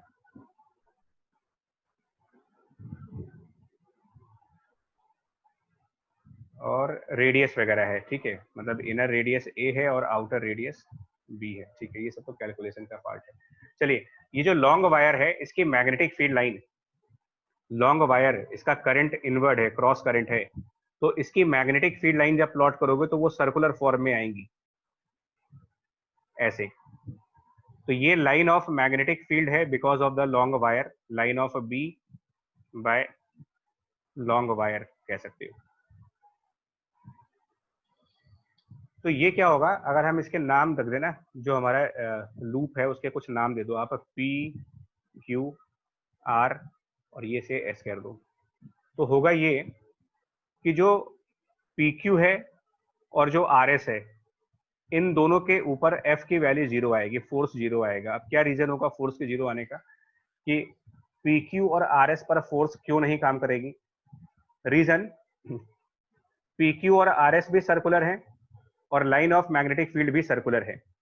मतलब अगर हम और मैग्नेटिक फील्ड की लाइन से ड्रॉ करें तो magnetic field line wire qp के लिए पैरेलल टू करंट चल रहा है, magnetic field line wire rs के लिए भी बिल्कुल वायर के पैरेलल चलेगा। तो जब वायर के पैरेलल मैग्नेटिक फील्ड जाएगी तो फोर्स 0 लगेगी। इस रीजन से दोनों सर्कुलर सेगमेंट्स पर फोर्स काम नहीं करेगी। जो लीनियर सेगमेंट्स हैं उन पर फोर्स काम करेगा, जो लीनियर सेगमेंट्स हैं उनके ऊपर फोर्स काम करेगी। और वो फोर्स कैसे काम करेगी उसके लिए थोड़ा सा मैं एक सेपरेट डायग्राम बनाना चाहूंगा। देखो, जो लीनियर सेगमेंट्स हैं उन पर हम फोर्स कैसे कैलकुलेट करेंगे वो देखिएगा। तो एक लीनियर सेगमेंट हमारा इस तरफ है और एक सिमेट्रिकल लीनियर सेगमेंट दूसरे साइड है। दो लीनियर सेगमेंट्स हैं हमारे पास, और यहाँ कहीं पर वो एक वायर है जो क्रॉस में आई नॉट करंट कैरी कर रहा है। प्रोसेस समझना आप लीनियर सेगमेंट पर एक डिफरेंशियल पोर्शन लो, वायर से कुछ आर डिस्टेंस पे जा करके और डीआर का, और वैसा ही डिफरेंशियल सेगमेंट दूसरे वाले लीनियर सेगमेंट पर भी लेंगे। दूसरे वाले लीनियर सेगमेंट पर भी ऐसा ही पोर्शन लेंगे आर डिस्टेंस पर। सिमेट्री बनानी है मेरे को। ये अल्फा एंगल, ये भी अल्फा एंगल। ये जो डीआर सेगमेंट्स हैं, फिगर के अकॉर्डिंग इनमें करंट इस तरफ फ्लो हो रही है आई, और फिगर के हिसाब से लोअर वाले डीआर सेगमेंट में करंट अंदर की तरफ फ्लो कर रही है आई। और मैग्नेटिक फील्ड की लाइन सर्कुलर फॉर्म में इस तरफ आ रही है। ये डायरेक्शन ऑफ मैग्नेटिक फील्ड है बी। तो जरा चेक करें कि ऊपर वाले डीआर सेगमेंट पर फोर्स का डायरेक्शन क्या बनेगा। अगर करंट की डायरेक्शन स्पेसिफाइड है और मैग्नेटिक फील्ड की डायरेक्शन स्पेसिफाइड है तो sir into the page cross product method लगाओ, तो उससे ये मालूम चलेगा कि ऊपर वाले पर फोर्स इनटू द प्लेन है, मतलब क्रॉस में आएगा फोर्स, और उसको हम डीएफ करेंगे, उस फोर्स को हम डीएफ करेंगे। और वो डीएफ कितना होगा, ध्यान से सुनना। वो डीएफ होगा करंट आई, लेंथ डीआर, और वहां पर लॉन्ग वायर का magnetic field mu naught I not by 2πr। अच्छा, नीचे वाले सेगमेंट पर फोर्स की डायरेक्शन किधर होगी? तो नीचे वाले सेगमेंट पर मैग्नेटिक फील्ड का डायरेक्शन देखो और करंट का डायरेक्शन देखो, और क्रॉस प्रोडक्ट रूल लगा करके ये चेक कर लो कि यहाँ पर उतना ही फोर्स आउटवर्ड आएगा। अच्छा, इन दो डिफरेंशियल पोर्शंस के बीच में सेपरेशन कितना है? इन दो के बीच में ये डिस्टेंस कितनी है, मतलब ये डिस्टेंस अगर कैलकुलेट करने को दिया जाए सर 2r sin अल्फा। तो ये डिस्टेंस है 2r sin अल्फा। तो अब कुल मिलाकर कंसेप्ट क्या हुआ कि ऊपर एक पॉइंट है जहां पर अंदर की तरफ फोर्स लग रहा है और नीचे एक पॉइंट है जहां पर बाहर की तरफ फोर्स लग रहा है, और उन दो के बीच में जो डिस्टेंस है वो 2r sin अल्फा का है। तो हम लोग कई बार ये चीज जान पड़ चुके हैं कि अगर हम दो फोर्स इक्वल और अपोजिट लगाएं और उनके बीच में एक सेपरेशन हो, मतलब ऊपर वाला जो डीएफ है ये से अंदर की तरफ है, इस तरीके से अंदर की साइड, और नीचे वाला डीएफ बाहर की साइड है, तो two equal opposite forces at some distance ये तो टॉर्क प्रोड्यूस करेंगे, और ये जो टॉर्क प्रोड्यूस करेंगे वो हम डी टाउ से डिनोट करेंगे, क्योंकि डीएफ है ना यहाँ पर। तो डी टाउ ये क्या होगा, DF multiplied by distance between the two forces 2r sin alpha, और डीएफ की वैल्यू सब्स्टिट्यूट करेंगे जो यहाँ पर है। डीएफ की ये वैल्यू सब्स्टिट्यूट होगी यहाँ से, तो ये डीएफ ला करके यहाँ पर सब्स्टिट्यूट करना पड़ेगा, और फिर इसके टोटल को इंटीग्रेट करके फाइनल टॉर्क कैलकुलेट करना पड़ेगा तुमको, जिसमें आर के लिमिट इनिशियल रेडियस ए से फाइनल रेडियस बी तक, इससे जाकर के आपका टोटल टॉर्क कैलकुलेट होगा इस क्वेश्चन में 47 वाले में। और ये प्रीवियस ईयर क्वेश्चन है, 2006 का है। उसमें कैलकुलेशन नहीं पूछा है। हाँ ये सर, उसमें बस स्टेटमेंट है। 2006 वाले में तो सिर्फ ये पूछा है कि इसमें फोर्स और टॉर्क में क्या चीज जीरो होगी, क्या चीज नॉन जीरो होगी, उनमें सिर्फ ये पूछा है। डायरेक्शन पूछ लिया था, क्लॉकवाइज की एंटी क्लॉकवाइज। हाँ, हम लोगों ने पूरा कैलकुलेशन पूछा हुआ है, ठीक है, हम लोगों ने इसमें कैलकुलेशन पूछी हुई है कि इसमें क्या आंसर आएगा। तो मेरे ख्याल से इस असाइनमेंट के तो हो गए आपके क्वेश्चन सारे। सर 52 में पॉइंट ऑफ एप्लीकेशन में निकालना, तो सर वो कैसे निकलेगा? सर 52 क्वेश्चन में एक पॉइंट ऑफ एप्लीकेशन पूछा है।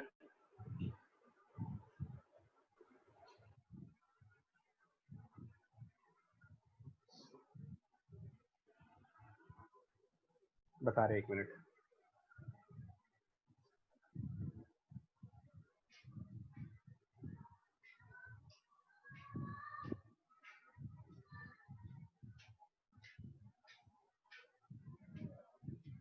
क्लियर असाइनमेंट वो चली गई।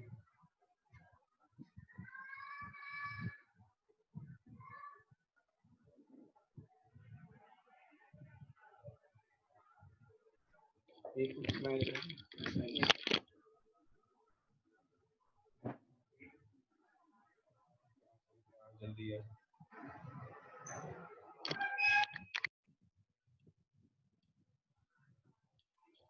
ठीक है,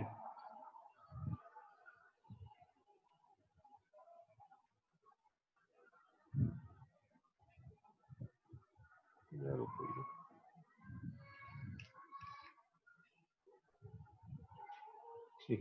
52 वाले में तो ये है ना यार, यहाँ पर एक लॉन्ग वायर है,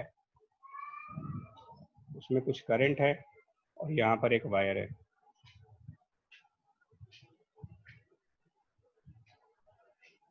तो आई नॉट करंट है यहाँ पर और आई करंट है इसके अंदर। ये डिस्टेंस ए और ये डिस्टेंस एल है। ठीक है। What happens to the conductor if it is free to move? कहाँ, ये कहाँ पूछा है इसमें सेंटर ऑफ, वो कहाँ पूछा है find the point of application. अच्छा, ये सब चीजें पूछी है। देखो एक बात बताओ, जो ये लॉन्ग वायर है इसका मैग्नेटिक फील्ड किस तरफ ज्यादा होगा? अगर हम इसमें कुछ नाम दे दें इसका ए और बी, तो पॉइंट ए पर ज्यादा स्ट्रॉन्ग मैग्नेटिक फील्ड है या फिर पॉइंट बी पर ज्यादा स्ट्रॉन्ग मैग्नेटिक फील्ड है? जो लॉन्ग वायर पॉइंट ए तो पर बी स्ट्रॉन्ग है और पॉइंट कैपिटल बी पर जाकर के, बी मतलब मैग्नेटिक फील्ड की बात कर रही है, ये लो है। तो यानी ए वाले पॉइंट पर ज्यादा फोर्स लगेगा और बी वाले पॉइंट पर कम फोर्स लगेगी। और फोर्स लगेगा किधर? तो मैग्नेटिक फील्ड का डायरेक्शन चेक करना पड़ेगा। मैग्नेटिक फील्ड का डायरेक्शन इन दोनों जगहों पर इनवर्ड डायरेक्शन में आएगी और करंट की डायरेक्शन और मैग्नेटिक फील्ड की डायरेक्शन का यूज करो, दोनों मिला करके देखा जाए अगर करंट की डायरेक्शन और मैग्नेटिक फील्ड की, अपवर्ड्स, तो फोर्स अपवर्ड आएगा। अपवर्ड आएगा। यानी पॉइंट ए पर जो फोर्स आएगी वो ऊपर की तरफ आएगी, दोनों जगह ऊपर आएगी। फोर्स दोनों जगह पर ऊपर आएगी, पॉइंट ए पर भी ऊपर आएगी, पॉइंट बी पर भी ऊपर आएगी। लेकिन होगा क्या, पॉइंट ए पर बड़ी फोर्स आएगी क्योंकि मैग्नेटिक फील्ड ज्यादा है और पॉइंट बी पर छोटा फोर्स आएगा क्योंकि मैग्नेटिक फील्ड कम है। इनफैक्ट जैसे जैसे आप ए से बी की तरफ आओगे, फोर्स की इंटेंसिटी यानी फोर्स का अमाउंट, जैसे जैसे अगर आप ए से बी की तरफ आते जाओगे तो फोर्स रिड्यूस करते चला जाएगा, बिकॉज मैग्नेटिक फील्ड कम होती चली जा रही है। इस टाइप की सिचुएशन होगी। तो फोर्स ए वाले पॉइंट पर ज्यादा होगा, उसके बाद वाले पॉइंट पर कम होगा और लास्ट वाले पॉइंट पर आते आते और रिड्यूस होगा। मतलब जैसे जैसे हम इधर जाएंगे फोर्स रिड्यूस करता चला जा रहा है। तो इसको जैसे सेंटर ऑफ मास टाइप की चीज नहीं होती है कि अगर जिस तरफ हैवियर ऑब्जेक्ट होता है सेंटर ऑफ मास उस साइड पर होता है कुछ। तो इस केस में अगर हम वायर का सेंटर पॉइंट सी कहें तो फर्स्ट हाफ में ज्यादा फोर्स लग रहा है या सेकंड हाफ में ज्यादा फोर्स लग रहा है? अगर हमसे पूछा जाए कि इस वायर का फर्स्ट हाफ में फोर्स ज्यादा है, अब अगर फर्स्ट हाफ में इसमें ज्यादा फोर्स है तो रिजल्टेंट फोर्स को क्या हम इस वायर के सेंटर पॉइंट पर रिप्रेजेंट करेंगे? क्या रिजल्टेंट पॉइंट को वायर के सेंटर पे रिप्रेजेंट करने लायक है हम? जबकि हमको पता है कि फोर्स का डिस्ट्रीब्यूशन यूनिफॉर्म नहीं है, फर्स्ट हाफ की तरफ फोर्स है ना। तो इसका मतलब क्या होगा, इन सारी फोर्सेस का जब रिजल्टेंट निकाला जाएगा तो वो वायर के सेंटर पॉइंट पर रिप्रेजेंट ना होकर के सेंटर की लेफ्ट साइड पर रिप्रेजेंट होगा। नेट फोर्स, ये एग्जांपल एक्चुअल में डिस्ट्रीब्यूटेड फोर्स का है। ऊपर फोर्स डिस्ट्रीब्यूट हो चुकी है, जैसे डिस्ट्रीब्यूटेड मास होता है वैसे डिस्ट्रीब्यूटेड फोर्स हो गया। अब क्योंकि नेट फोर्स वायर के सेंटर ऑफ मास पे नहीं काम कर रहा, तो ये net force centre of mass के अबाउट एक टॉर्क प्रोड्यूस करेगा और साथ में इसको सेंटर ऑफ मास को ऊपर की तरफ एक्सेलरेट भी करेगा। तो किस तरीके से मोशन होगा इस वायर का? इसके अंदर ट्रांसलेटरी मोशन भी हो रहा है और रोटेशनल मोशन भी हो रहा है, जनरल मोशन। तो जनरल मोशन में ये किस तरीके से मूव करेगा अगर हम इसको देखें तो पॉइंट ए और पॉइंट बी में से पॉइंट ए थोड़ा सा ज्यादा मूव करेगा। ऐसे ये कुछ इस तरीके से मूव करते हुए चलेगा, ऊपर भी चलेगा, रोटेट भी करता हुआ जाएगा, रोलिंग टाइप की सिचुएशन जैसी हो जाएगी, कुछ रोलिंग टाइप की। पॉइंट ए कुछ ऐसे जाएगा, पॉइंट बी थोड़ा सा कम डिस्टेंस कवर करेगा, सेंटर ऑफ मास एक्सेलरेट करने के साथ साथ रोटेट भी करेगा इसका। तो ये कुछ जनरल मोशन हो जाएगा रोटेशनल मैकेनिक्स के तरीके से। ये तो हो गया क्वेश्चन का पार्ट कि मोशन किस टाइप की होगी। अब उन्होंने पूछा है सेंटर ऑफ फोर्स कैसे निकालोगे। तो सेंटर ऑफ फोर्स निकालने के लिए मैं तुम लोगों से पूछता हूं कि अगर एक वायर में मास डिस्ट्रीब्यूशन हो x इक्वल टू 0 और x इक्वल टू l, तो सेंटर ऑफ मास कैसे निकालते हैं हम लोग। अगर मुझे सेंटर ऑफ मास कैलकुलेट करना हो तो summation of m1 x1 divided by summation of m1 करते हो, m1 x1 plus m2 x2 upon इतना करके। ऐसे ही हम सेंटर ऑफ फोर्स निकालते हैं। सेंटर ऑफ फोर्स निकालने के लिए बस समेशन की जगह पर मैं इंटीग्रेशन लगाऊंगा। It will be integration, m1 की जगह मैं कोई डिफरेंशियल फोर्स यूज करूंगा। तो मैं इस वायर से r डिस्टेंस पे जा करके और इसका एक dr सेगमेंट लूंगा। तो वहां पर फोर्स लिखना पड़ेगा मुझे mu naught I not by 2 pi r magnetic field into capital I जो इस वायर में करंट है और लेंथ dr। ये वैल्यू बनी मेरे लिए m1 यानी तरीके से फोर्स की जगह, बगल में x और है यानी इंटू r,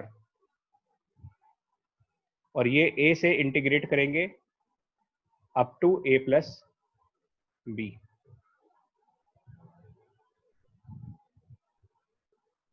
और डिनोमिनेटर में सिग्मा mi यानी कि टोटल फोर्स। तो यहां पर a से a प्लस b तक के लिए आप फोर्स को इंटीग्रेट करोगे। तो फोर्स के लिए mu naught I not by 2 pi r magnetic field into I into dr, बस इतना कर दीजिए। ऊपर एक r एक्स्ट्रा है, नीचे r नहीं है ऐसे, क्योंकि ऊपर m1 x1 होता है और नीचे सिर्फ m1 होता है। तो मैं इसी फॉर्मूले में मास की जगह फोर्स यूज कर रहा हूँ। सेंटर ऑफ मास के तरीके से सेंटर ऑफ फोर्स कैलकुलेट कर रहे हैं। तो इससे मालूम चलेगा कि फोर्स का पॉइंट ऑफ एप्लीकेशन कहां पर बनेगा। यहां से निकालेंगे इसको।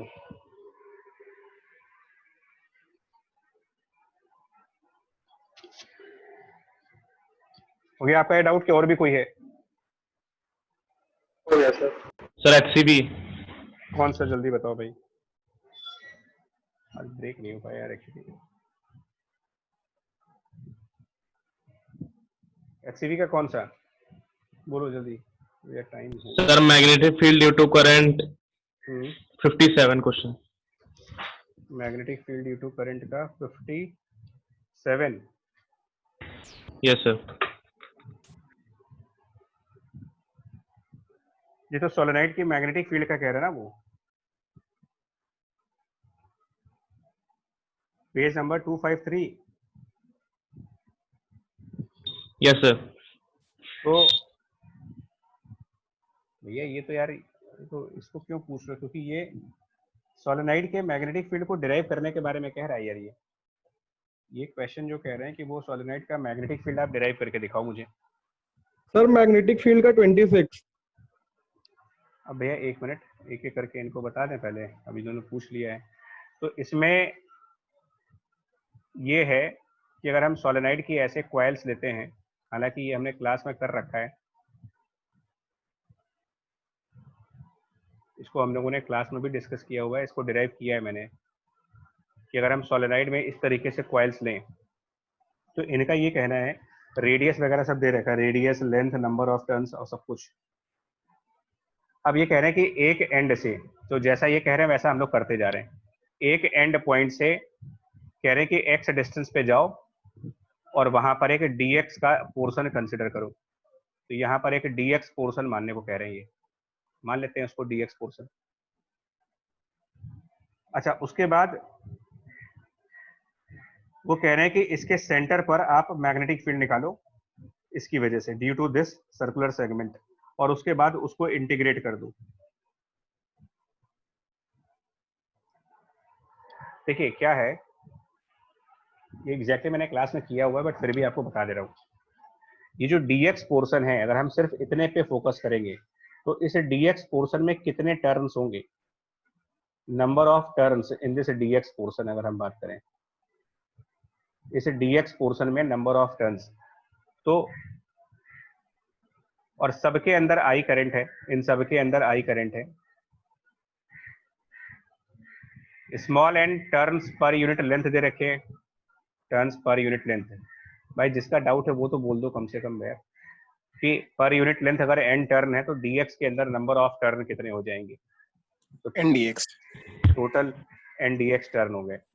और जो सोलेनाइड का सेंटर पॉइंट है, सेंटर ऑफ सोलेनाइड, अगर हम उसकी बात करें तो वो इससे कितनी दूर होगा, क्योंकि ये जो dx लिया आपने उसके एंड पॉइंट से x डिस्टेंस पे है, और सोलेनाइड का सेंटर, अगर सोलेनाइड टोटल l लेंथ का है तो सेंटर ऑफ सोलेनाइड उसकी एंड पॉइंट से l डिस्टेंस पे है, l/2 डिस्टेंस पे। तो इस dx से सेंटर ऑफ सोलेनाइड की जो डिस्टेंस होगी, सेंटर ऑफ सोलेनाइड की डिस्टेंस इस dx से, वो आपको लिखनी पड़ेगी l/2 - x, और इसका रेडियस स्मॉल ए दे रखा है। अब हम लोग सर्किल के एक्सिस पर मैग्नेटिक फील्ड का फॉर्मूला यूज करेंगे। तो सर्किल के एक्सिस पर मैग्नेटिक फील्ड का फॉर्मूला जब लगाने को दिया जाता है तो वो बेसिकली आप ऐसे लगाते हो, अगर ये थीटा एंगल बने तो at a point on the axis of circle magnetic field ऐसे लगाया जाता है, mu naught number of turn n dx, current I upon 2 into radius, और sine cube theta, sine cube theta, और साइन थीटा यहाँ पर है a upon square root of a square plus, ये खाली टाइम खराब होगा और कुछ नहीं होगा, ये साइन थीटा है उसका क्यूब। तो इतना मैग्नेटिक फील्ड उसे dx की वजह से होगा, और पूरे सोलेनाइड के लिए निकालना है जब आपको, तो इसको इंटीग्रेट करो और x को 0 से लेकर के l तक लिमिट पुट करो, आगे सब कैलकुलस का पार्ट है। तो ये अब कर लेना है इसको अपने हिसाब से।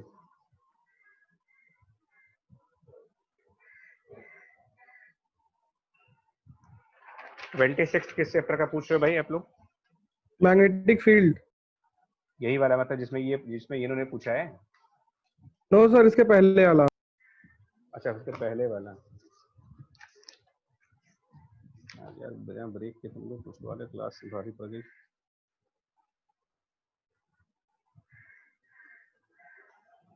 अच्छा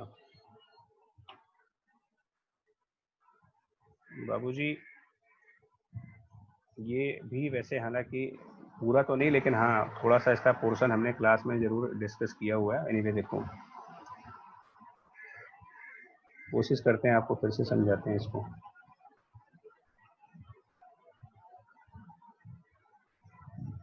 देखिए इसमें ये कह रहे हैं इस टाइप से एक लूप है, तो और इसमें करंट फ्लो कर रहा है, तो हम जो दो सर्कल्स के बीच वाला पोर्शन है उसको अपना लूप मानेंगे, और करंट आई ऐसे फ्लो कर रहा है। इसके बाद मैग्नेटिक फील्ड है यहाँ पर कुछ, और फोर्स ऑफ कंप्रेशन है, और दुनिया भर की चीजें हैं इसमें, ठीक है। तो क्रॉस मैग्नेटिक फील्ड है यहाँ पर, ये हमने करा हुआ है हालांकि जानते हो। इसमें टेंशन फोर्स निकालना बताया था आपको, टेंशन फोर्स कैसे निकलवाया था मुझे याद करा दूं, आपको याद दिलाऊं कैसे निकाला था। हमने कहा था आप इसका हाफ लूप कंसिडर करिएगा, हाफ लूप कंसिडर कर लो। हालांकि इन्होंने जो मेथड दिया उस मेथड को नहीं फॉलो कर रहा मैं। हाफ लूप अगर मान लें हम, और उस हाफ लूप में अगर करंट आई ऐसे फ्लो कर रहा हो, तो हाफ लूप में फोर्स आसानी से निकाल सकते हो, है ना? Yes sir. तो और मैग्नेटिक फील्ड इनवर्ट डायरेक्शन में है, क्रॉस बी। फोर्स जब निकालोगे इसके अंदर डायरेक्शन वगैरह देख करके, तो ये फोर्स अंदर की तरफ आएगी, मैग्नेटिक फोर्स अंदर की तरफ आएगी, और ये मैग्नेटिक फोर्स आएगी करंट आई। इसमें एक और चीज याद रखना है, हम लोग जो लेंथ लेते हैं वो एंड टू एंड का लेते हो, एक एंड से दूसरे एंड का डिस्टेंस, यानी कि 2r इंटू बी। और ये फोर्स के अपोजिट साइड पर इधर से एक टेंशन फोर्सेस आएंगी, इसमें दूसरे तरीके की टेंशन फोर्स आएगी ऐसे, और फाइनली 2t को इसके बराबर करके टेंशन निकालते हो, यानी टेंशन इक्वल्स टू IRB। अब वो कह रहे हैं कि ये तो 25 क्वेश्चन है। 26 में कह रहे हैं कि find the increase in the radius of loop if the magnetic field is switched off. Magnetic field switch off करने से कौन सा फोर्स कम हो जाएगा इसमें से? तो मैग्नेटिक फील्ड अगर हम स्विच ऑफ कर रहे हैं 26 क्वेश्चन के हिसाब से,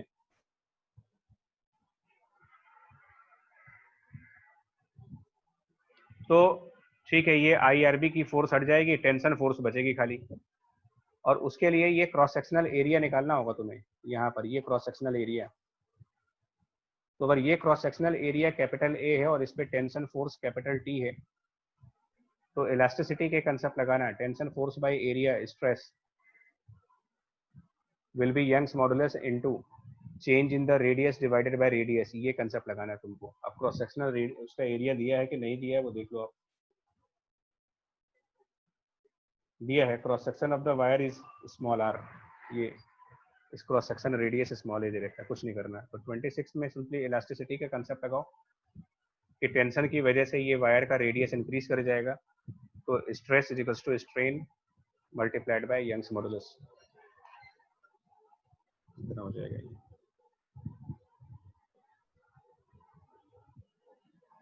ठीक है, चलो बाकी जो रह गया उनका और कोशिश करेंगे, कुछ इवनिंग में सॉल्व करके भेज देंगे। अभी इतना ही रखे हैं क्योंकि कंटिन्यूअस में कोई ब्रेक नहीं था। ठीक है, चलिए बाकी डिस्कस करेंगे। ऑलमोस्ट आपका पैकेज सॉल्व हो गया। ठीक है, थैंक यू जी। Thank you sir. Thank you sir. Thank you thank you thank you Kanak भैया, मैसेज सोच समझ के करा करो यार तुम। चलो